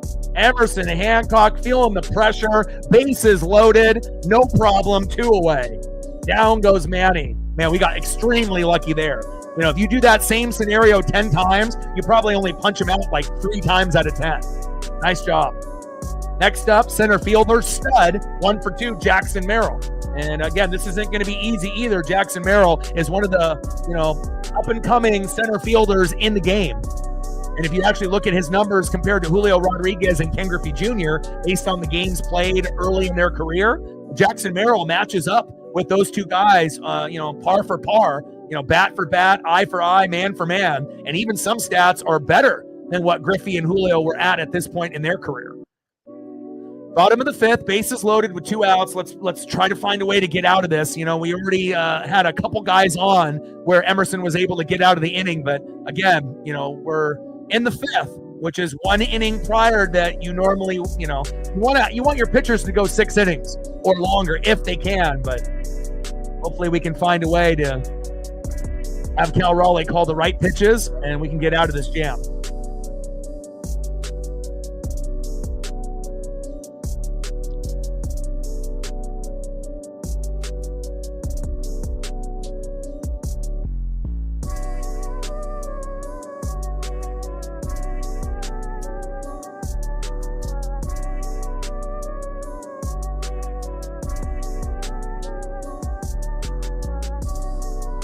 All right, and then they're bringing in Gabe Spire, so they're pulling him now.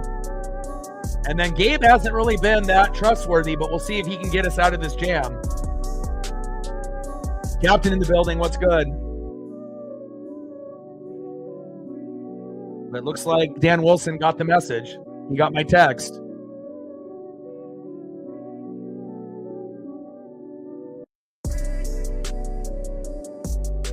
All right, we're in the bottom of the 5th with bases loaded and 2 outs. And again, we win this game here today, we have a good chance to get the brooms and sweep the Padres because we got Brian Wu on the mound tomorrow. And Gabe, started off the season electric, like Andres Munoz in his first 5 or 6 outings. But in his last 5 or 6, he's been terrible. He's been giving up hits, RBIs, and worse, is home runs. So hopefully we don't get the worst out of Gabe here because we need an out, just a punch out. But again, if he tries to get ahead of the count and pitch right down the middle, hopefully that won't end up being a grand salami. First pitch, inside, and he tries to jam the hitter instead of going right down the middle like he normally does. Good job by Gabe and Cal on the same page, 0-1 count. Now, if we ended up having Mitch Garver as the catcher, we'd be fucked right here. So to have Cal catching, this is huge. And Jackson Merrill is a fucking stud. 0-1 pitch, takes a strike swinging, high and in the zone.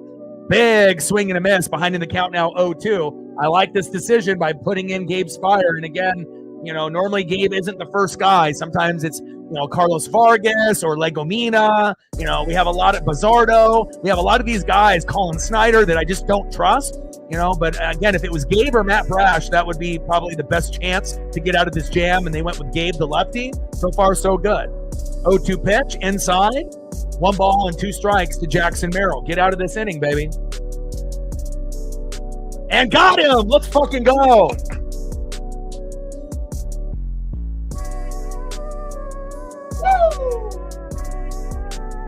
And again, it's nice to be able to see Dan Wilson learning from his mistakes, because the last time Emerson Hancock was in a situation similar, he was in the 5th inning, right? Runners at 2nd and 3rd with no outs, right? And I said, pull him. And if you don't pull them, they're going to get a couple RBIs and then eventually probably a cheap homer. And what happened? RBI, and all of a sudden our 2-2 game turned into 3-2, 4-2. We get 1 out, right? And then the next batter after that hits a 3-run blast. And then all of a sudden, in a matter of maybe 5 minutes, instead of the game being 2-2, and you should have pulled Emerson Hancock, you got greedy because the bullpen sucks, and you thought Emerson would get out of it. He didn't. And then you look at the scoreboard, and it was 7-2, and the game was over in the 5th inning. So that was a good decision, even though Gabe has not been good lately. He was good there. He doesn't give up the big home run. He gets us out of the jam, bases loaded, stranded, and we're going to have an amazing chance to be able to win this game. And we got Brian Wu on the bump tomorrow. We might have to get the brooms. We might be Harry Potter. We might be going for the sweep. Let's go. Let's see who's up next here for the Mariners in the top of the 6th. How was it? Yeah, if you can help out with the likes and the donos, we're at 20 on the dono train so far, 80 to go. And then wherever we're at in the likes, let's try to get to 50 likes today.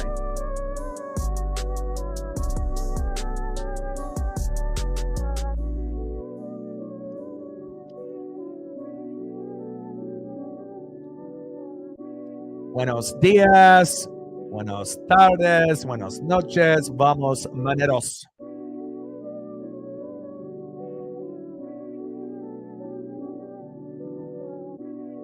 Next up for the Mariners in the top of the 6, 0 for 2 with a K, shortstop, J.P. Crawford.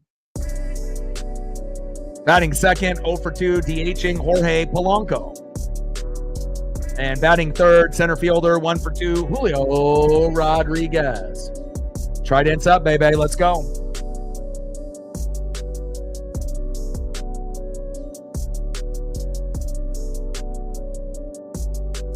Great job by Emerson Hancock. 4.2 innings pitched, 6 hits, 1 earned run, 1 walk, 3 Ks, 88 pitches, 56 strikes, ERA 6.21. Obviously, his ERA was just under 7. And again, for him to only give up 1 run is incredible.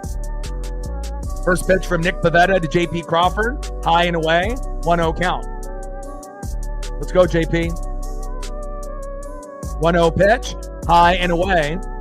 Same location, same speed, 77 miles an hour, 2-0 count to J.P. Crawford. Let's go, J.P.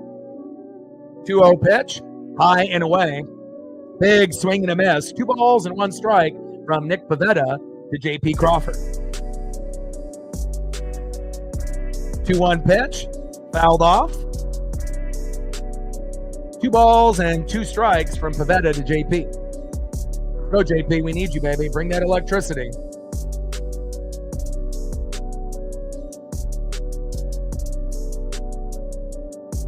Top of the 6th inning, 1-1. Mariners and Padres knotted up. 2-2 pitch. Curveball fouled off in the zone. Grind out this at-bat. Pivetta on the bump. JP in the box. 2-2 pitch. And another pitch fouled off high and away. 4-seam fastball, curve and curve. JP is grinding it out. Let's go, JP.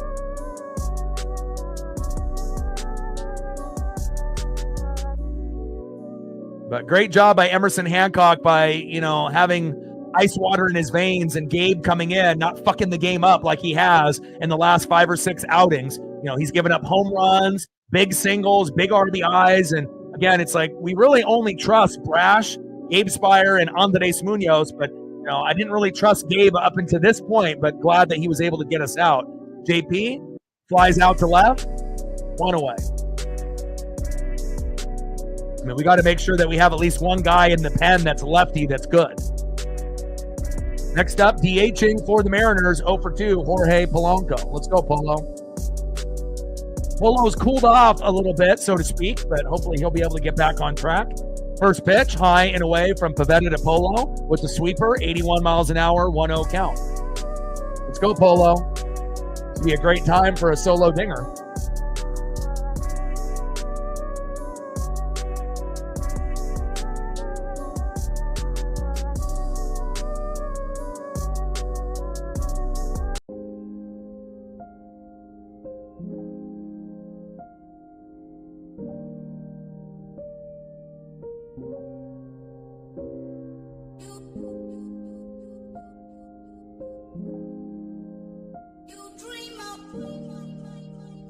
One 1-0 pitch. Fouls off the sweeper in the zone. 1 ball and 1 strike from Pivetta to Polo. And Pivetta, 5-2 record, ERA of 3.05. Compared to a 1-2 record and a 6.91 ERA from Hancock. So, this is a game the Padres should win. But we're hanging tough with them. Definitely turning a corner, going on the road. And I think that's exactly what we needed. We got too comfortable at home. Pitch is high and inside, tries to jam the hitter. Takes a big swing and a miss. 1 ball and 2 strikes, Polo. 1-2 pitch, and Polo pops out to third to Manny Machado, 2 away. Next up, center fielder Julio Rodriguez, 1 for 2, having a fantastic May. struggled a little bit there in March and April, but seems like he's found the rhythm, been a little bit more patient in the box. He's not striking out nearly as often as he did in the past. Let's see if we can find a way to get us another run. Let's go, J-Rod. Top of the 6th, 1-1 game with 2 outs. First pitch to Julio, fouled off. No surprise there. He likes to be very aggressive in the first 2 pitches. 0-1 pitch. Fouls that one off again, high and away. 4-seam fastball and back-to-back pitches from Nick Pivetta. Behind in the count now, 0-2 to Julio. Come on, J-Rod.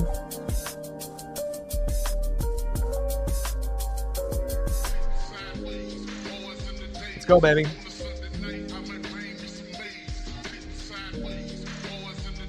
0-2 pitch, high and away with the sweeper. 1 ball and 2 strikes from Pivetta to Julio.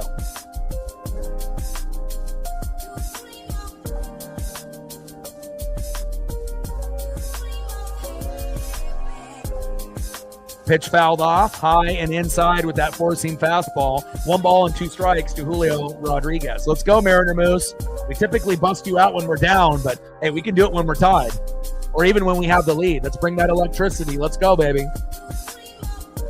Let's go, Julio. In March and April, we had no confidence in Julio. But in May, it seems like almost every at-bat, something positive is happening. So, and that's good because we've had a few guys kind of slow down a little bit. Polo, Ben Williamson, have cooled off, so to speak. So it's nice to be able to have someone, get hot at the right time. 1-2 pitch. Curveball, low and away, fouled off. Still count remains 1 ball, 2 strikes, 2 outs with nobody on. Top of the 6th, we're knotted up at 1. And this might end up being a grinded out, maybe, 2-1, 3-2 kind of game. And then we got Brian Wu on the bump tomorrow. And we don't lose when Wu is on the mound. So he's our number 1 in 2025. So got to find a way to grind out this big victory. And if we do, we're going to have a good chance to sweep. 1-2 pitch, high and away with that sweeper out of the zone. 79 miles an hour. 2 balls, 2 strikes, 2 outs with nobody on. Gavin Sheets with a solo dinger. Rowdy Tellez with a solo dinger. And we're knotted up at 1.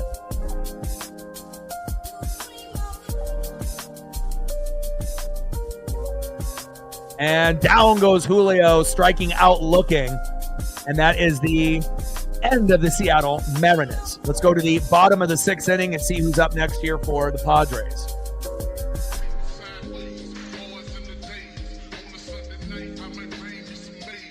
Next up for the Padres, 1 for 2, shortstop Xander Bogaerts. Batting second in the 6th hole, 1 for 2 with a what do we have? 1 for 2 with a run and an RBI, a solo dinger, first baseman Gavin Sheets. And batting third, 0 for 2 with a K, second baseman Jake Cronenworth. Let's go, Mariners.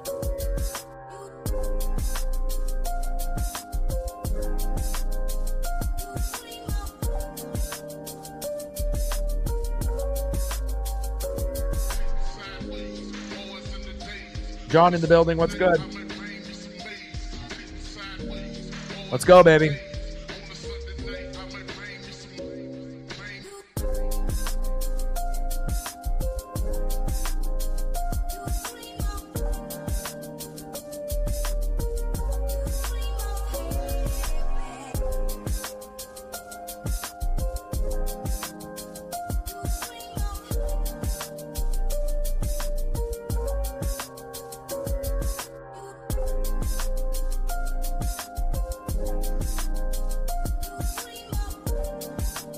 Let's go.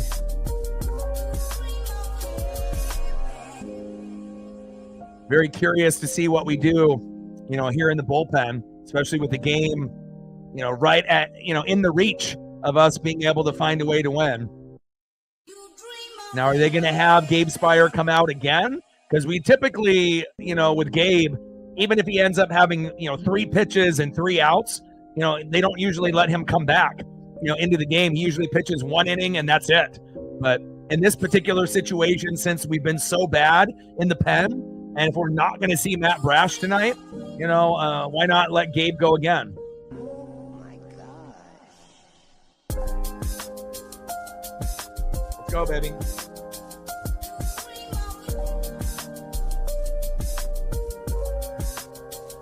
Let's get this dub.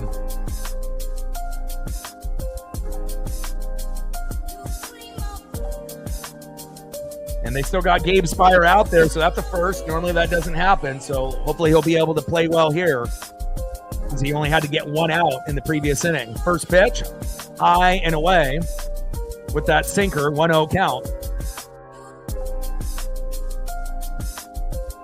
1-0 pitch, high and away. 2 balls and no strikes from Gabe Spire to Xander Bogaerts.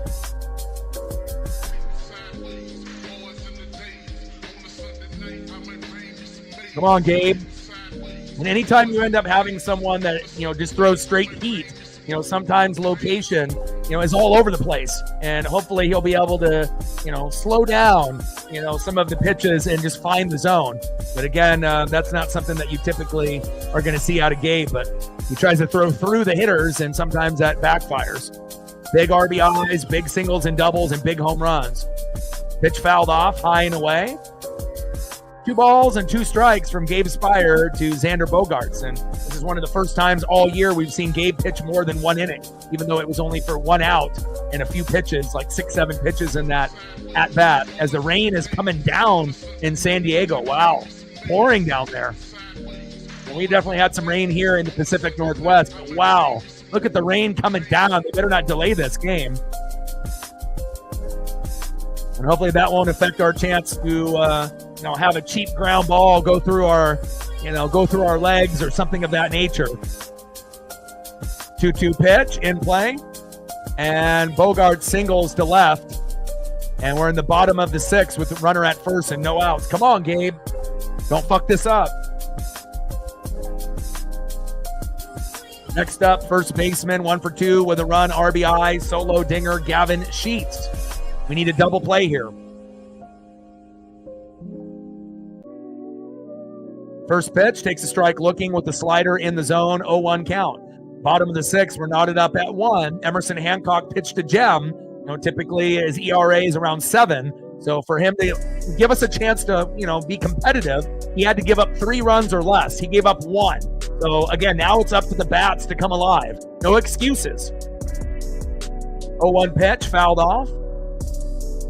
Now behind in the count, 0-2 to Gavin Sheets. And hopefully we can get a cheap double play here, a little slow dribbler right up to Gabe or JP. 4 likes to 40. Let's get it, baby. Like, sub, donate, comment, share. If you haven't smashed that like button yet, please do. We need 4 likes to 40, 14 to get to 50. Let's get there. And we're at 20 on the dono train, 80 to go. Bottom of the 6th, we're knotted up in 1, and we can taste it, baby. 0-2 pitch, inside with the slider. 1 ball and 2 strikes from Spire to Sheets. And again, if we didn't have Cal Raleigh pitching and catching, with these guys, if we had Mitch Garver, we would not be at a 1-1 game right now. We probably would be, down 6-1 or 7-1. So Cal knows how to get the most out of every single pitcher on the staff.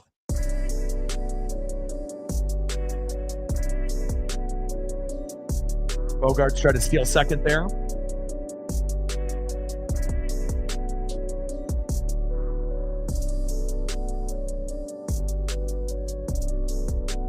Let's go, Mariners.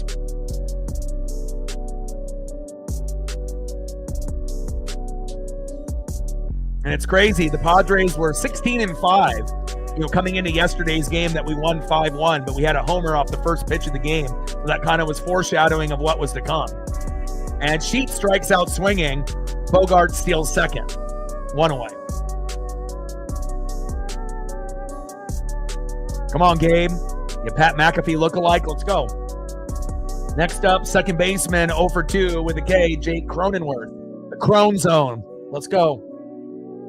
First pitch from Spire to Cronenworth. Strike swinging low and away at a slider. 82 miles an hour, 0-1 count. Bottom of the 6th, runner at second with 1 out. And you can definitely tell the Padre fans are a little in shock. I don't think that they probably thought that they were just going to mash the Mariners, because they're at home and whatnot. But this isn't the same Mariner team, from years past. This is the best team that we've had, in 24 years. since 2001. So, and we're the most banged up team besides the Atlanta Braves, and we're still first place in the AL West with a 24-19 record. Should have won at least one game against the Blue Jays at home. Should have won 2 out of 3 against the Yankees, but the bullpen, fucked it up for us. In play, and Cronenworth grounded out to the shortstop, Bogarts to third, 2 away. Next up, 0 for 2 with a K, catcher Elias Diaz. Come on, Gabe, smoke him. Don't let him score here. Keep him stranded. Trident's up.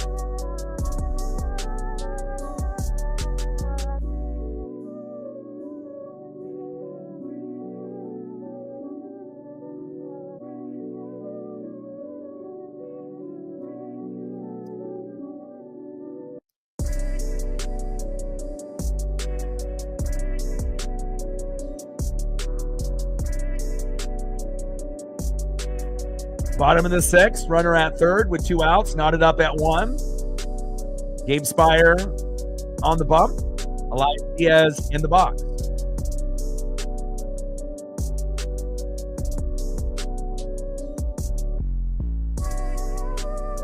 Come on, Mariners.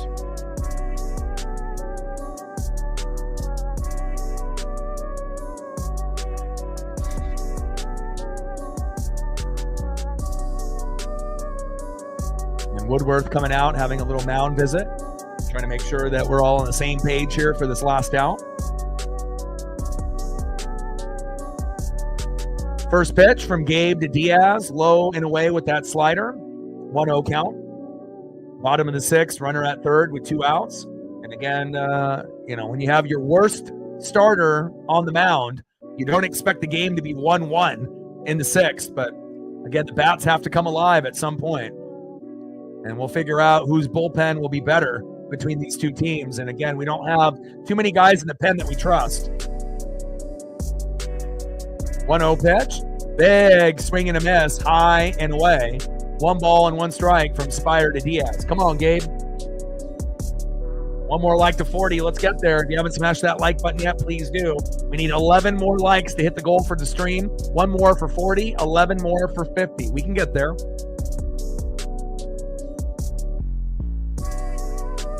In play. There we go. And out there in right field. Nice job, Gabe Spire. And we leave it 1 stranded for the Padres. I love it. Let's go to the top of the 7th inning and see who's up next for the Mariners. And got a nice new image of Cal for the thumbs. Looking good, Cal. And speaking of Cal Raleigh, 0 for 1 with a base on ball and a K. Could it be time? Trident's up. Big dumper, Cal Raleigh. Let's go.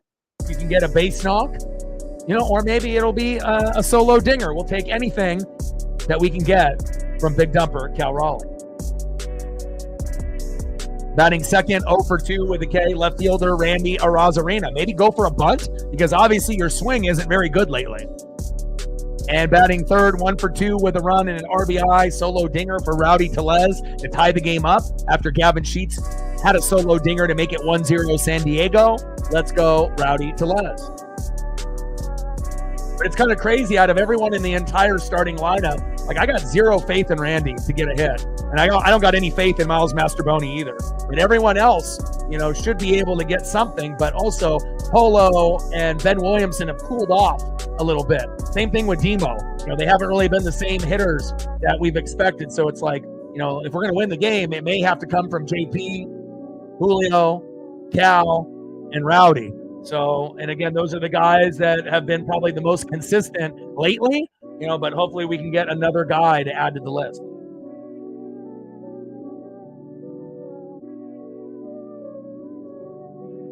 Top 7th, 1-1, Mariners and Padres. Let's go. And we got Brian Wu on the bump tomorrow. We're not losing tomorrow. So if we win somehow, some way today, 2-1 or 3-2, we might actually get a chance to sweep the Padres, which is not something that many teams can do. Again, 16-5 record at home going in yesterday. We beat them yesterday 5-1, hit 3 homers. JP Crawford, first pitch of the game. Rowdy Tellez with a 2-run jack. Cal Raleigh with a 2-run jack. But today, 2 solo dingers, one for the Padres and one for the Mariners. But again, we have to find a way to get better at pitching from our pen. And hopefully the bats will come alive here in the 7th, 8th, and 9th. And that's one good thing about the Mariners. We're one of the best teams in MLB late in the 7th, 8th, and 9th inning. Uh-oh, back. See ya! Oh, baby. Trident's up. I called that, baby. See ya! 398 feet. Solo dinger by Cal Raleigh. 2-1 Mariners. Woo! Let's go, baby! Woo! That's what I'm talking about. Let's go. Somebody that we can fucking trust. Cal fucking Raleigh. Let's go, baby. Trident's up. Way to bring the electricity and open up the game. And I put him on the thumb. I had a Julio image on the thumb, and a different Fernando Tatis image, but I said, fuck it, if I can create it, let's put him up there. And Cal Raleigh smashing the fuck out of that baseball. I love it. 2-1 Mariners, and we needed it, baby.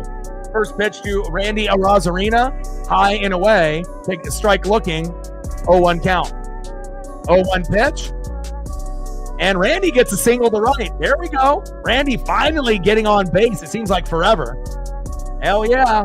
Now the rally is starting to happen. Again, we are one of the best teams in baseball in the 7th, 8th, and 9th inning. So if you let us hang around and it's 1-1, it ain't going to be 1-1 for long. Let's go. Next up, Rowdy Tellez. No, they decided to go for Donovan Solano because they think that, a lefty can't hit on a lefty, which is the dumbest shit possible. Because it's like, do we expect anything out of Donovan Solano here? Like maybe if we, get him hit by a pitch or if he takes a walk, but Donovan Solano shouldn't even be on the team, but I hate that rule. Like Rowdy Tellez hit a fucking home run yesterday, 2-run jack. He hit a home run today. You're really telling me that after Cal hitting a home run, right, even though it was from the right side, and then obviously Randy Arozarena getting a hit, you're telling me that you don't believe that Rowdy can't get a hit on a lefty after he's been probably the hottest hitter in the last 2 games? Come on. Nobody wants to see Donovan fucking Solano. It's terrible. Go Mariners. Yes, sir. You know it. Yeah, baby.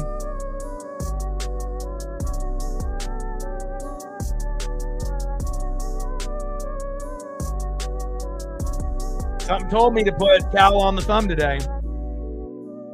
And I just made that image, and that formatted that image just right before the stream started. I already had another thumbnail made, but I thought, you know what? Let's put Cal on the thumb. He had a homer yesterday, could homer today, and he brings the magic, baby. First pitch to Donovan Solano, takes the strike, swinging, 0-1 count. 0-1 pitch, fouled off. Behind in the count now, 0-2 to Donovan Solano.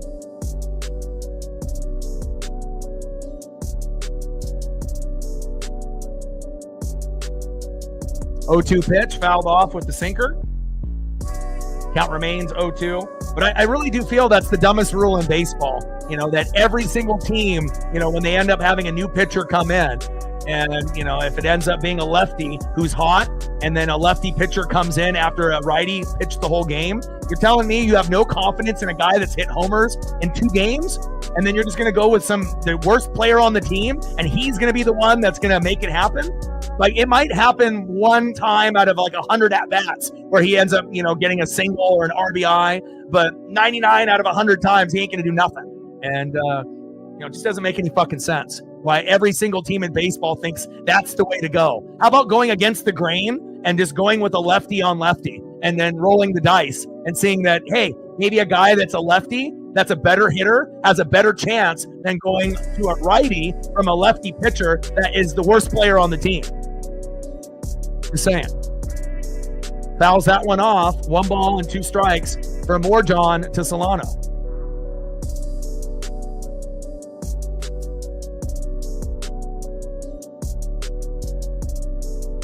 $5 holla. Stacks on stacks. Racks on racks. Little Cactus Jack. Bang, bang. Appreciate you.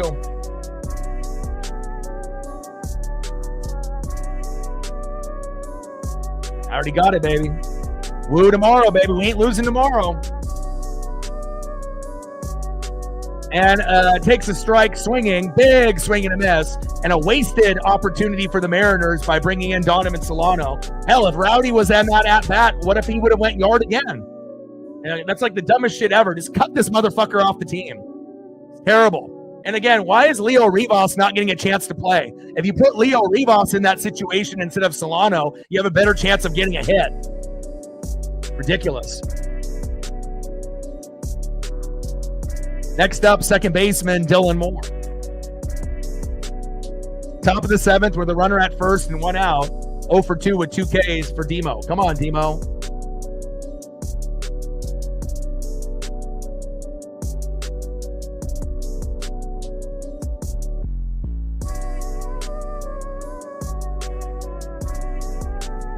And the Padres are a good team, but again, the Mariners have their number. It seems like all the time, and again, some teams struggle against certain opponents, and that's just how it goes, home or away. But again, this isn't the Seattle Mariner team from last year, or the year before, that had the lowest team batting average, 180 to 220, the number 1 strikeout team. That's not us anymore. We're a top 3 hitting team in baseball. So again, our pitching, instead of being top 3, is kind of like 10 to 15th now. But again, we really haven't had, the opportunity to have Logan Gilbert or George Kirby. It's like Brian Wu and Luis Castillo have been our best 2. Logan Evans has been getting hot from AAA. Emerson Hancock pitched good today. Bryce Miller has been terrible, but he's on the IL now with a back and elbow issue. But, it's nice to be able to see this team turn the corner.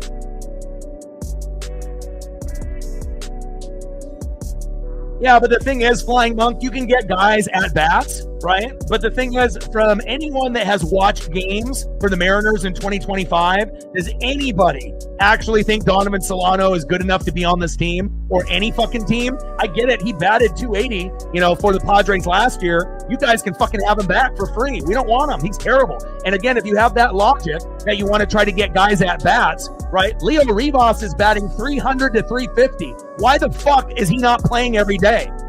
I've never seen a team that has a player on the bench that's batting 300 to 350. That's a good defender, a good hitter, good baseball IQ. He's got speed. He can steal bases. Why is Leo Rivas not playing? Guys like Donovan Solano shouldn't be playing. They need to be able to mix up the lineup. Like having Randy play left every day is stupid. Put Demo out there. Bench Randy until he gets better. And then that way Demo isn't taking second base and Leo can play there. Leo and JP playing together, we play well. And that was a part of the, 9 consecutive series wins. You want to make sure that you're getting the best players together, and not leaving anybody out. And again, Leo deserves to play every day. And it's like you get to see him play once every 5 to 10 games. And it's like when he enters the game late and he pinch runs for someone, or maybe he gets 1 at bat in the 9th. It's ridiculous.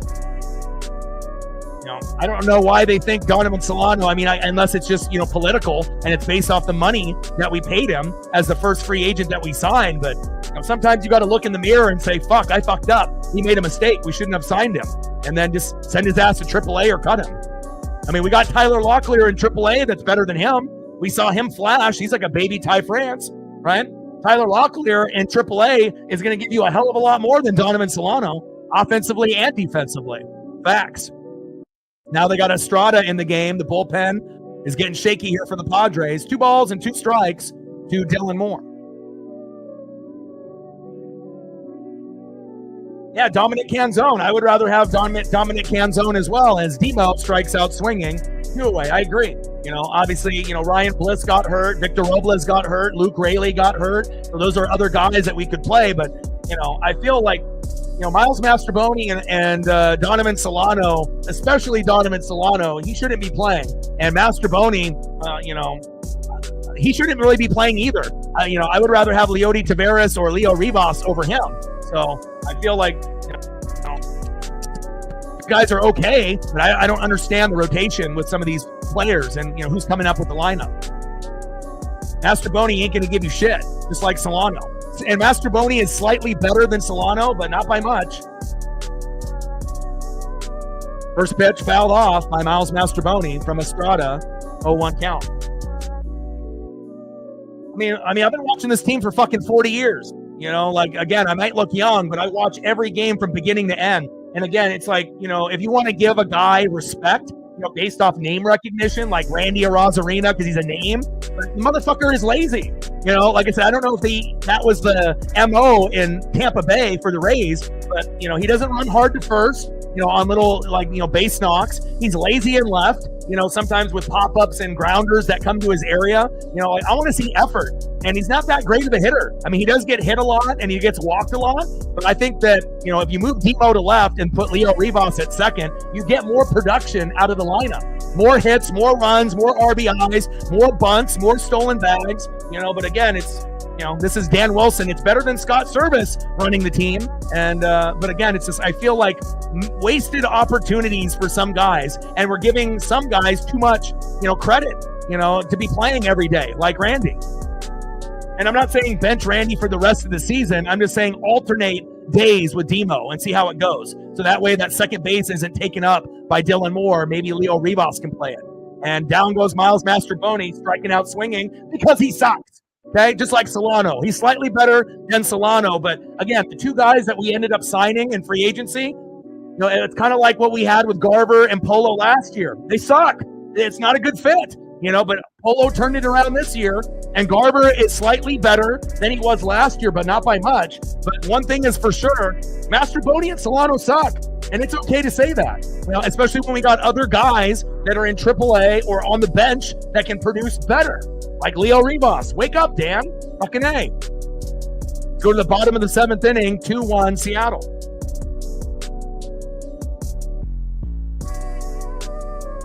I just want to be able to get the most wins out of this team, This is the best team that we've had in 24 years. I don't want it to get wasted. I want to see how deep we can go. But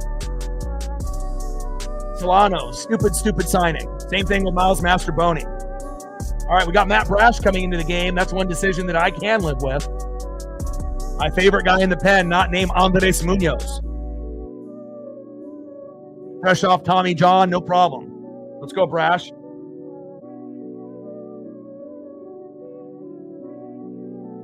I mean, baseball, there is strategy involved. Who you bring in, who you substitute out, how long does a guy go? Do you pull him too early or too late? Like, it's more than just ABC, some people think, oh, I'll just do it the same way that the former manager did it. Or, maybe we'll make some slight adjustments. But I mean, if you want to get the most out of this team, you just, you have to recognize who's good and who's not.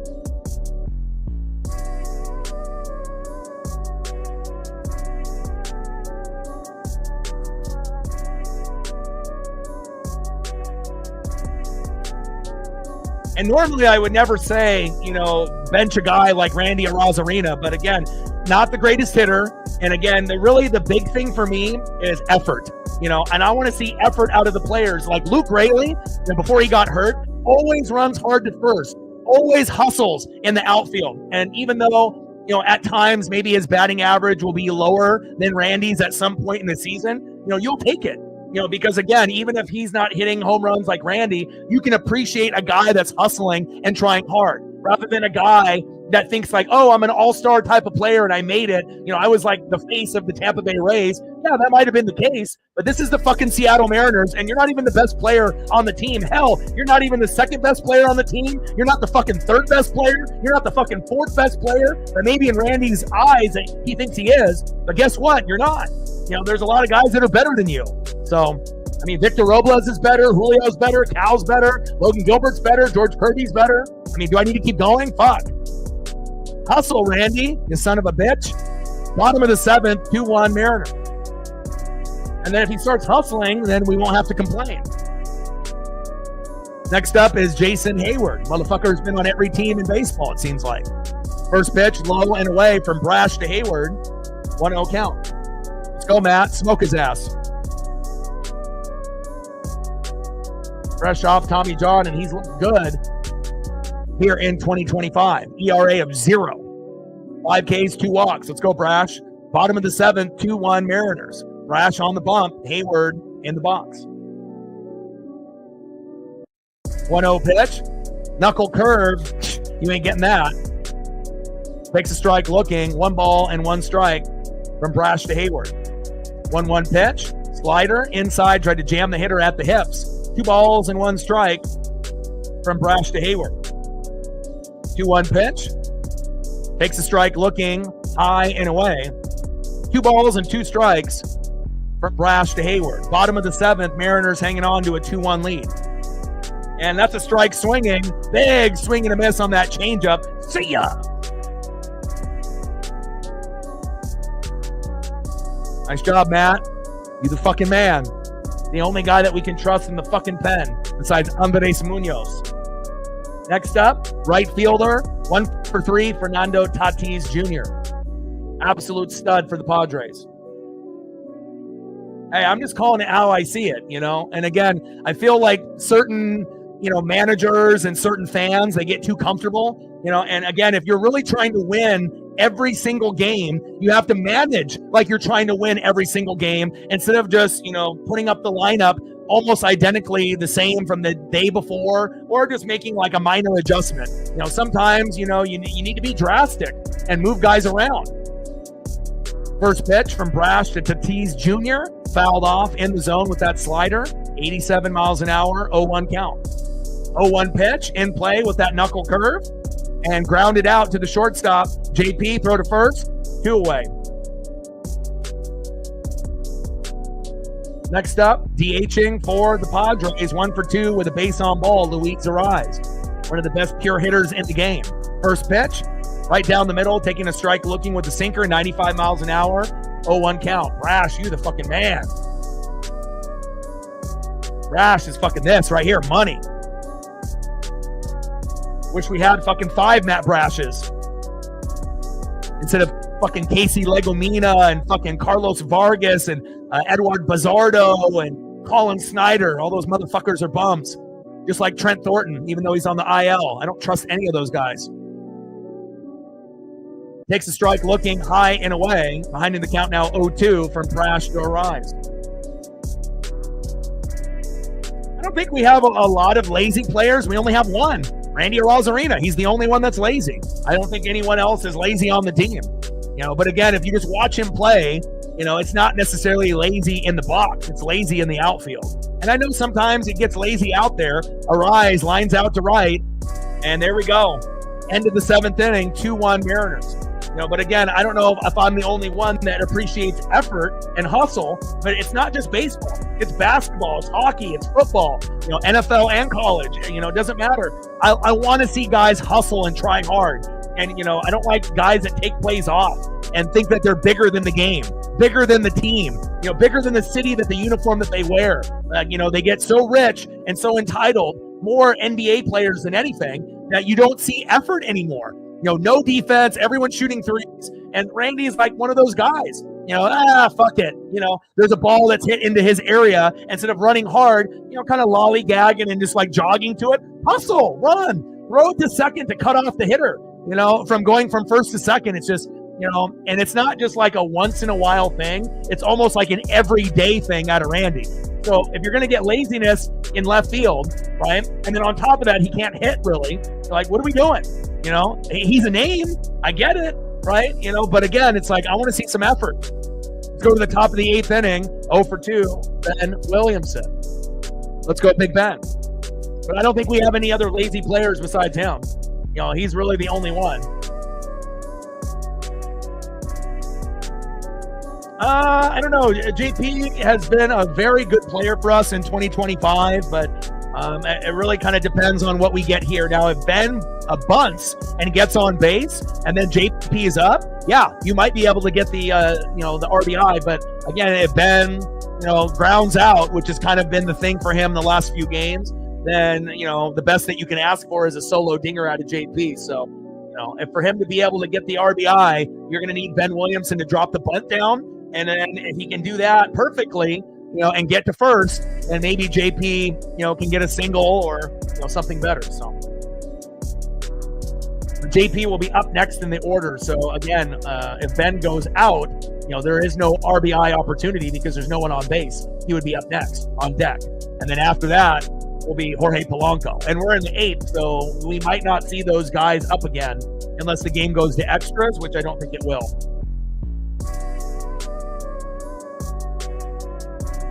First pitch from Adam to Williamson, high and inside, 1-0 count. But I do like Randy more than Donovan Solano and some of the, Miles Mastroboni, the lower name players. I do like Randy. I wish that he would hustle, and I think that his, production would be better if he had that mindset. I mean, and I think in his mind, he's Julio Rodriguez. That's who he thinks he is. I'm just like Julio, but guess what, bro? You're not. In play on the 1-1 pitch. And Williamson grounds out to the shortstop, just like I thought. 1 away. He's had a thing for grounders lately. He was extremely hot when we first brought him up, but him and Polo have dramatically cooled off, and hopefully that they'll turn it back on. Polo's cooled off, Demo's cooled off, and Ben has cooled off. But luckily, Julio's gotten hot, and Cal's gotten hot, right? But who else? We need someone else to step up. Rowdy's hot. JP's been hot. Let's see what JP's got going here. He's 0 for 3 with a K. Maybe JP drops a butt?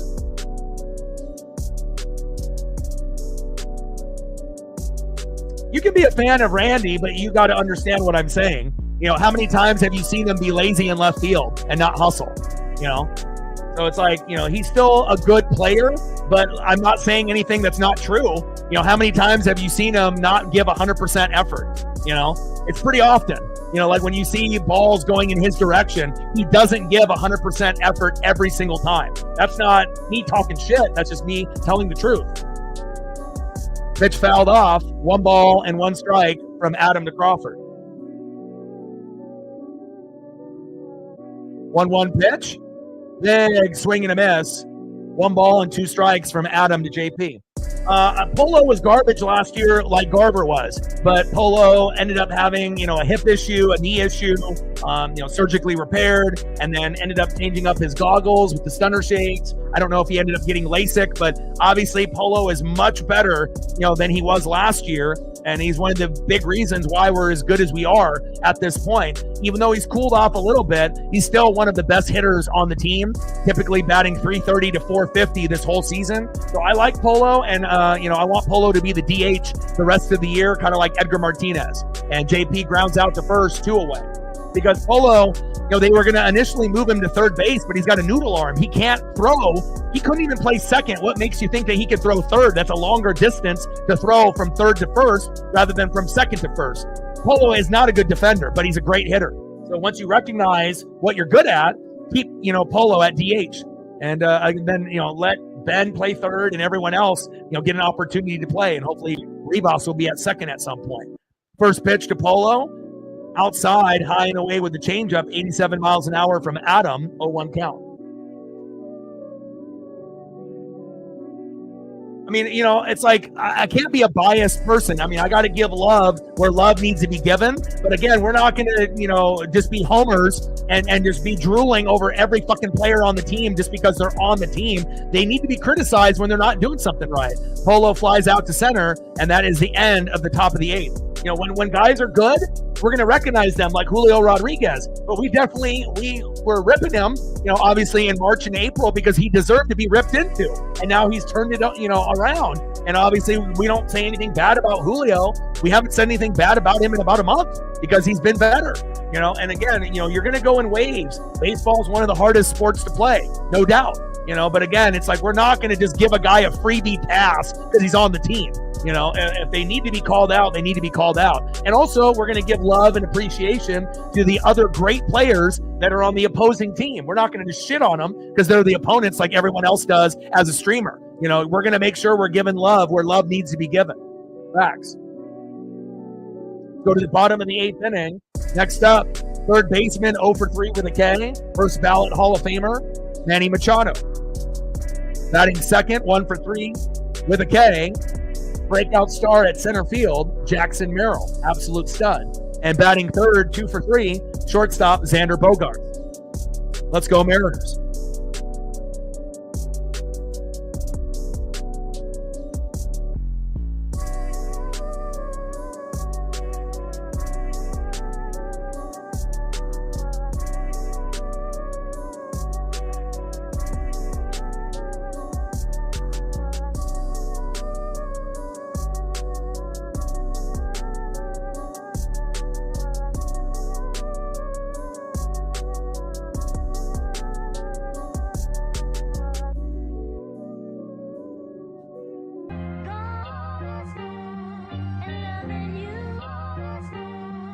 Let's go, Brash.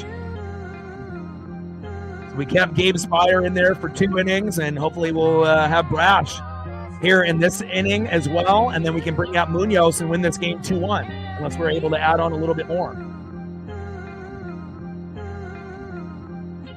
All right, they got Leody Taveras in right field. And Legomina is coming in for Brash. I don't know if I like that. Brash was lights out. Why not? I know he's recovering from Tommy John, but if you went Gabe for 2 innings after having just a couple pitches, why not do it again? And hopefully the bullpen doesn't fuck it up for us because, Casey Legomina is not that trustworthy. First pitch is low and away with the sinker. 1-0 count from Legomina to Machado. 1-0 pitch. Fouled off with the sweeper. 1 ball and 1 strike from Legomina to Machado. I feel like, with guys that cheat with like PEDs and like steroids and whatnot, there's only been one player that I've ever really liked that did like, PEDs or steroids and got caught, whether it was intentional or on accident. And that's Fernando Tatis Jr. Anybody else, it's like I got no respect or love for him, but for Tatis, that's maybe the only guy that has gotten caught that I actually like.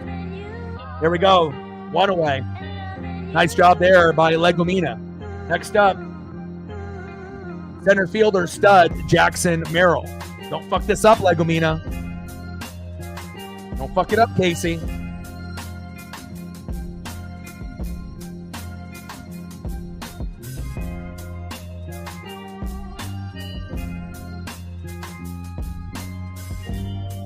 Oh, my pup is in here.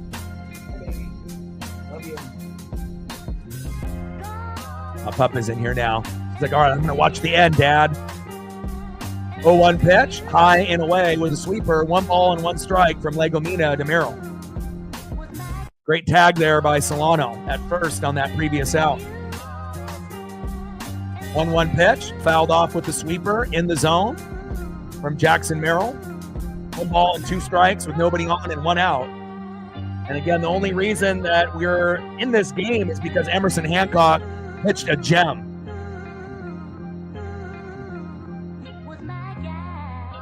I mean, for all the other guys that cheated, Barry Bonds, Mark McGwire, Jose Canseco, Roger Clemens, Sammy Sosa, Rafael Palmeiro, and it's funny too, because it seems like the people of color, get hit a lot more with the hate rather than the Caucasian players that cheated. Like if you look at Roger Clemens and Mark McGwire, they don't get, that same kind of dirty looks that Bonds and Sosa, Rafael Palmeiro, and a lot of the other guys, either that are African-American or Dominican, that ended up cheating and getting caught and whatnot. It's like, for some of the Caucasian players, it seems like some of the fans and some of the owners kind of just looked away. Like, it's not a big deal. If you cheat, you cheat. It shouldn't matter if you're white, black, Dominican, or anything in between. If you fucking cheat, you cheat, bottom line. But there definitely is a different type of perception based off cheaters in baseball. Seems like the Caucasian cheaters, get a little bit more leeway than some of the others, which is not right. First pitch, high and away, the Xander Bogaerts, 1-0 count. And that's just an observation, based on watching baseball for 40 plus years. Because I feel like some of the voters wanted to be able to vote in McGwire and Clemens, but they also know, how much cheating that those guys did. Pitches inside, tries to jam the hitter.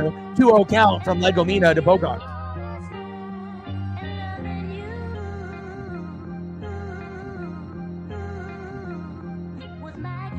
Two-0 pitch, takes a strike looking right down the pipe. 2 balls and 1 strike from Legomina to Bogarts.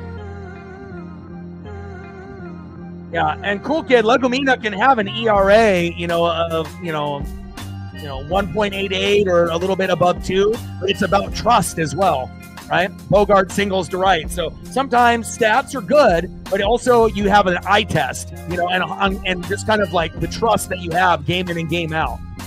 And I don't know, I really don't trust a whole lot of the guys in the Mariner pen. Next up is Gavin Sheets. Judah in the building, what's good? Bottom of the 8th, runner at first with 2 outs. Mariner hanging on to a 2-1 lead. Casey Legomina on the bump, and Gavin Sheets in the box. And Sheets homered early in the matchup in the bottom of the fourth to give him a 1-0 lead. Then in the top of the fifth, Rowdy Tellez homered to center, making it 1-1. And then Cal Raleigh homered to left to make it 2-1 in the seventh. Got to get Sheets out.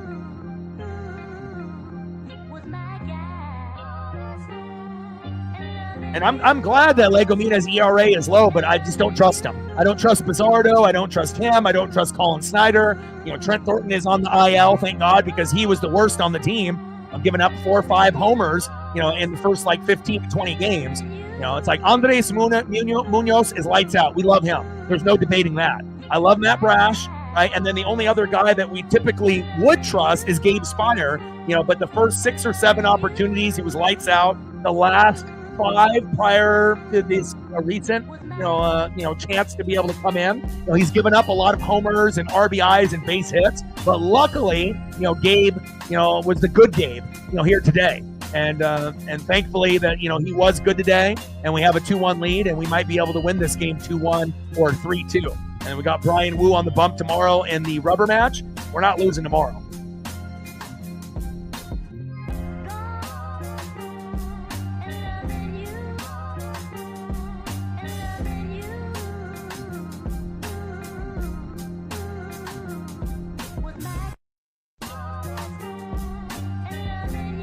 And they're bringing in Andres Munoz in the 8th. They said, fuck it. We're going to have him pitch the 8th and the 9th. It's like we're trying to go for the sweep.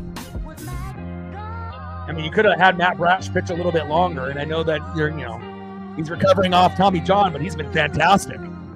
All right.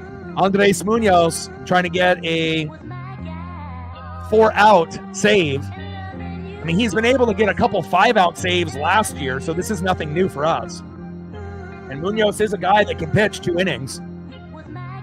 But normally in this situation, you don't have Munoz come in. But again, we won yesterday 5-1. We should have won 5-0. Colin Snyder gave up that run late. And now Munoz is going to pitch here and try to get this last out and pitch in the 9th. Let's go, Munoz. First pitch from Munoz to Sheets, low and away. 1-0 count. 1-0 pitch, low and away. 2-0 count. Come on, Munoz. Don't start it off with a walk. Come on now. You need to get out of this inning. Not have them take the fucking lead. Let's go, Munoz. You're an all-star this year. 2-0 pitch, low and away. 3-0 count. And this is when you know this is not the good Munoz. When you end up walking a couple guys or you give up a couple base hits right out of the gate. And again, a little wild. 3-0 count. You're going to have to settle down and settle in. Otherwise, we're going to lose this game because of you. Sheets already has a solo dinger early in the game. This is not the time to fuck around. Because if you fuck around, you're going to find out.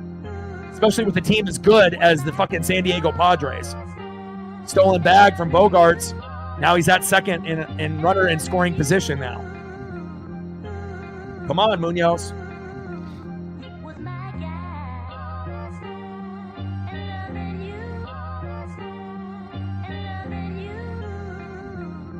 And there you go. Nice job by Munoz in play. Sheets grounds out to first, and we get out of the inning. There we go. And think about it. When guys come in, as a 8th inning guy or a closer that comes in an inning early, when you start off a count 3-0, how many pitchers are able to get out of that jam? Not fucking many. And Munoz finds a way to be able to get that hitter to bait on something garbage, and we get out of the inning unscathed with a 2-1 lead. Nice fucking job. You're the fucking man. Best closer in baseball. Right there. You're looking at him. All right, next up for the Mariners, let's see if we can add on a little bit of insurance, and I'm not talking Geico. Next up, center fielder, 1 for 3 with a K, Julio Rodriguez. Is that right? I don't know if Julio's up. Is he up? I don't think Julio is up. We'll find out if that's correct or not. Well, maybe he is. Okay. Sometimes I can't trust what they got going on ESPN. All right, Julio is up. Batting second, the guy that was the hero for us here today, catcher, big dumper, Cal Raleigh. And batting third, left fielder, Randy Arozarena. Let me see if they're going to have anybody pinch hit for these guys. So Julio, no. Cal, no, because you don't want to have Mitch Garver coming in. That would be stupid. And then Randy in left. Nope. Okay, we should be good here. And then if we get past Randy, then they have Solano, obviously, in there for Rowdy Tellez at the previous at-bat that did nothing. I mean, the guy's batting 131, Donovan Solano. Garbage. And then eventually we get a few batters after that. We might see Leody Taveras, but we'll see. All right, let's go, Julio. You've been great.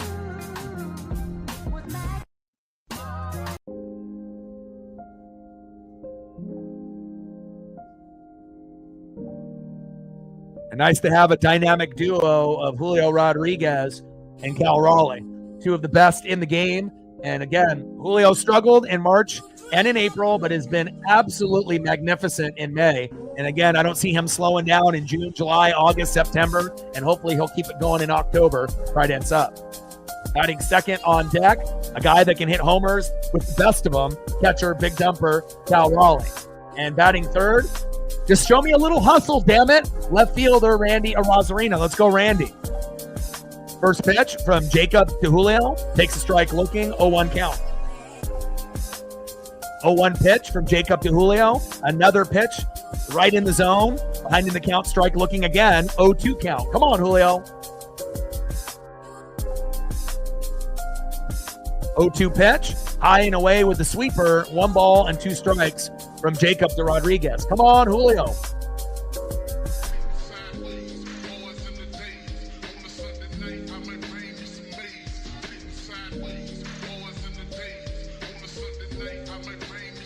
One-two pitch, high and inside. 2 balls and 2 strikes with nobody on and no outs. We're in the top of the ninth with a 2-1 lead. And hopefully we can get one more run, make it 3-1 to put the pressure on the Padres. We got Brian Wu on the bump tomorrow. And we're going to have a very good chance. If we can find a way to win this, we're going to have a good chance to bring out the brooms and sweep the Padres, which is not something that typically happens to this team. 16-6 at home. And a big swing and a miss. Down goes Julio. 1 away.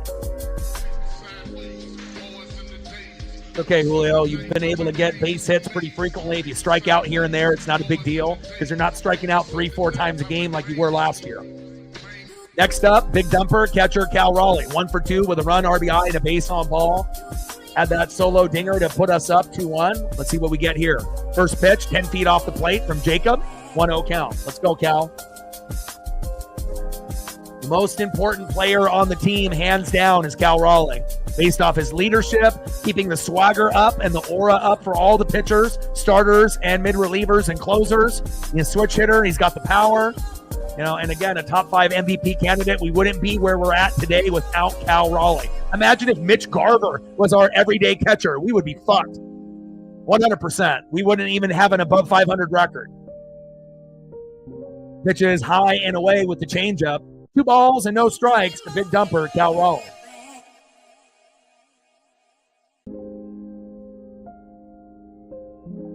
Two-0 pitch, high and away with a 4-seam fastball after 2 changeups. 3-0 count to big dumper Cal Raleigh. And I know he's got the green light on a 3-0 count, but again, just take the walk. There's no way he's going to be able to throw 3 strikes in a row after 3 balls. Takes a strike looking on the 3-0 count, high and away. 3 balls and 1 strike with 1 out in the top of the ninth, 2-1 lead. Come on, Cal. That's all good, MC Hammer. Ranger fans are welcome. Any fan of any fan base is welcome. As long as you got chat etiquette, right, we'll be good to go. Top of the ninth, nobody on with 1 out, and there's the walk, baby.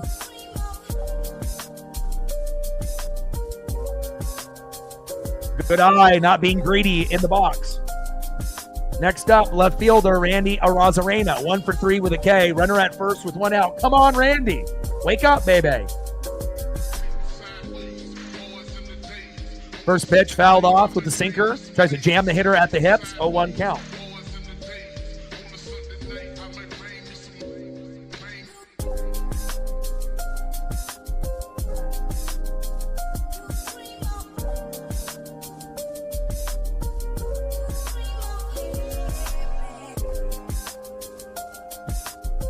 Come on, Randy.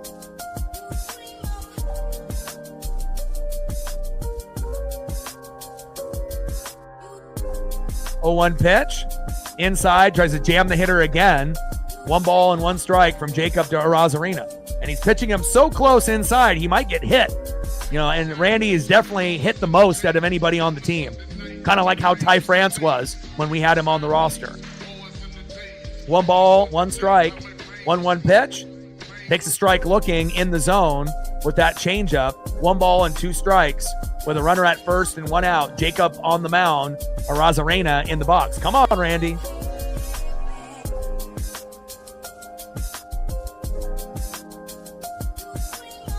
Tries to jam the hitter again. Fouls that one off. 1 ball and 2 strikes to Arozarena. Come on, Randy.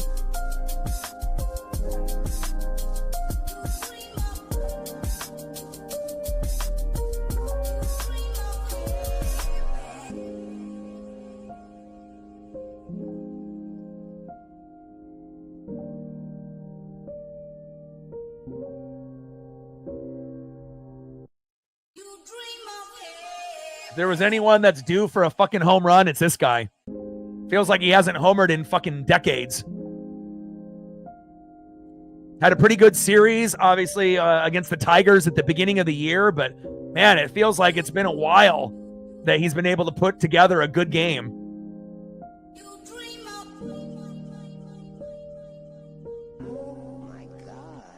In play. And Arozarena reached on an infield single to the pitcher, Raleigh to second. There we go, Randy. You know, sometimes you got to be able to, you know, you got to be critical of a player and, you know, they find a way. But we have another guy up next here, which I'll be really shocked if we get anything. 0 for 1 with a K, Donovan Solano. Could have just never had Solano come in for Rowdy Tellez. Because if you have Rowdy in right now, he probably goes for a 3-run jack. Look at that swinging bunt by Randy. Wow. On the chalk, on the line. Nice job by Randy. Jacob can't believe it. A little bit of luck there out of Arozarena. Now, the best thing that we could ask for right here out of Donovan Solano is him getting hit by a pitch and not getting hurt, you know, and going to first or taking a walk.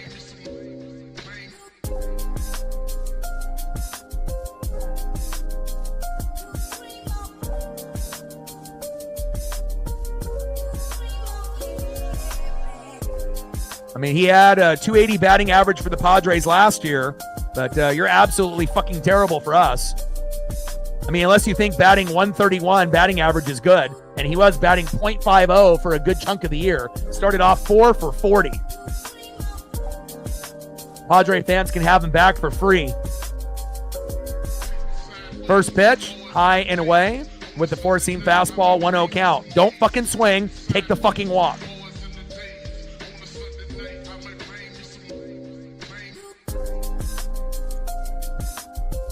One-0 pitch, high and away, 2-0 count from Jacob to Solano. 2-0 pitch, takes a strike looking. 2 balls and 1 strike from Jacob to Solano. Just fucking don't swing, Solano. That's how you actually help us win and help us do something good. Then we get bases loaded and we get the next guy up. Because if you fucking swing, it'll probably turn into a double play because you fucking stink. Don't fucking ruin this. Top of the 9th, runners at first and second with 1 out. Mariners with a 1-run lead, but we would like to get 1 more just for a little bit of insurance. 2-1 pitch. Decides to swing like an idiot. And what does he do? He misses. 2 balls and 2 strikes. Come on, Solano. Pitch. Sinker fouled off at the hips. 2 balls and 2 strikes to Donovan Solano. I mean, Solano is even worse than what Polo and Garver were last year, and they were bad. I mean, this is a player that doesn't even deserve to be on AAA. Just fucking retire. If we had Tyler Locklear instead of him, and we were rotating Locklear and Tellez, think about how much better we would be. Pitches high and away with the sweeper. 3 balls and 2 strikes. Count now is full from Jacob to Solano. Top of the 9th, runners at first and second, 2-1 lead by the Mariners, and we're the only reason that we're in this position because Emerson Hancock pitched to Jem. 3-2 pitch, fouled off. Inside with that changeup, 72 miles an hour. Count still full. 3 balls and 2 strikes to Donovan Solano.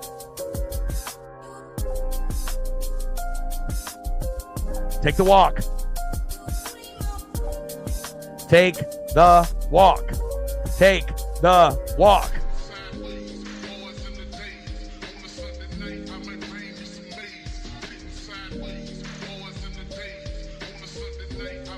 Top of the 9th, 2-1 Mariner lead. Runners at first and second. Full count, 3 balls, 2 strikes with 1 out. Jacob on the mound, Donovan Solano in the box.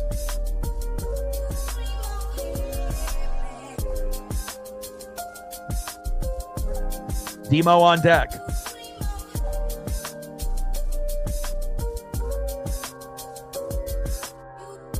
Four-seam fastball, fouled off. Count still full. 3 balls and 2 strikes to Donovan Solano. And there it is. How do you end up helping your team win? You get fucking walked. Nice job, Donovan. Next up, with bases loaded, a guy that we can trust, Dylan Moore. Even though he has been a little cool and cold lately, 0 for 3 with 3 Ks, he can get an RBI single here to make it 3-1. And if the pitch is right down the middle, you know, he's one of maybe 5 guys on the team that could hit a grand salami. So let's go Demo. There's not too many guys that can hit a grand salami or hit 2 home runs in a game. Demo is one of those 5 guys on the team. He has been a little cold lately, you know, just like Polo's cooled off as well, just like Ben Williamson. Those 3 guys were a big part of our run. And there it is. I told y'all, RBI single. Dylan Moore, even though he was 0 for 3, 4-1 Mariners. Let's bring in 1. Let's bring in 2, baby. Woo! Let's go.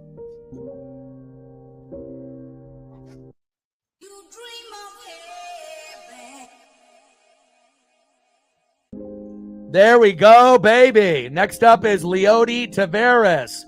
Nice job, Dylan Moore. I talk him up, and what does he do? He delivers. Way to bring that electricity. Next up is Leody Taveras. I mean, when you watch, you know, as much Mariner baseball and baseball in general as me, you know, you have a feeling on when people are going to do well and when people are going to choke.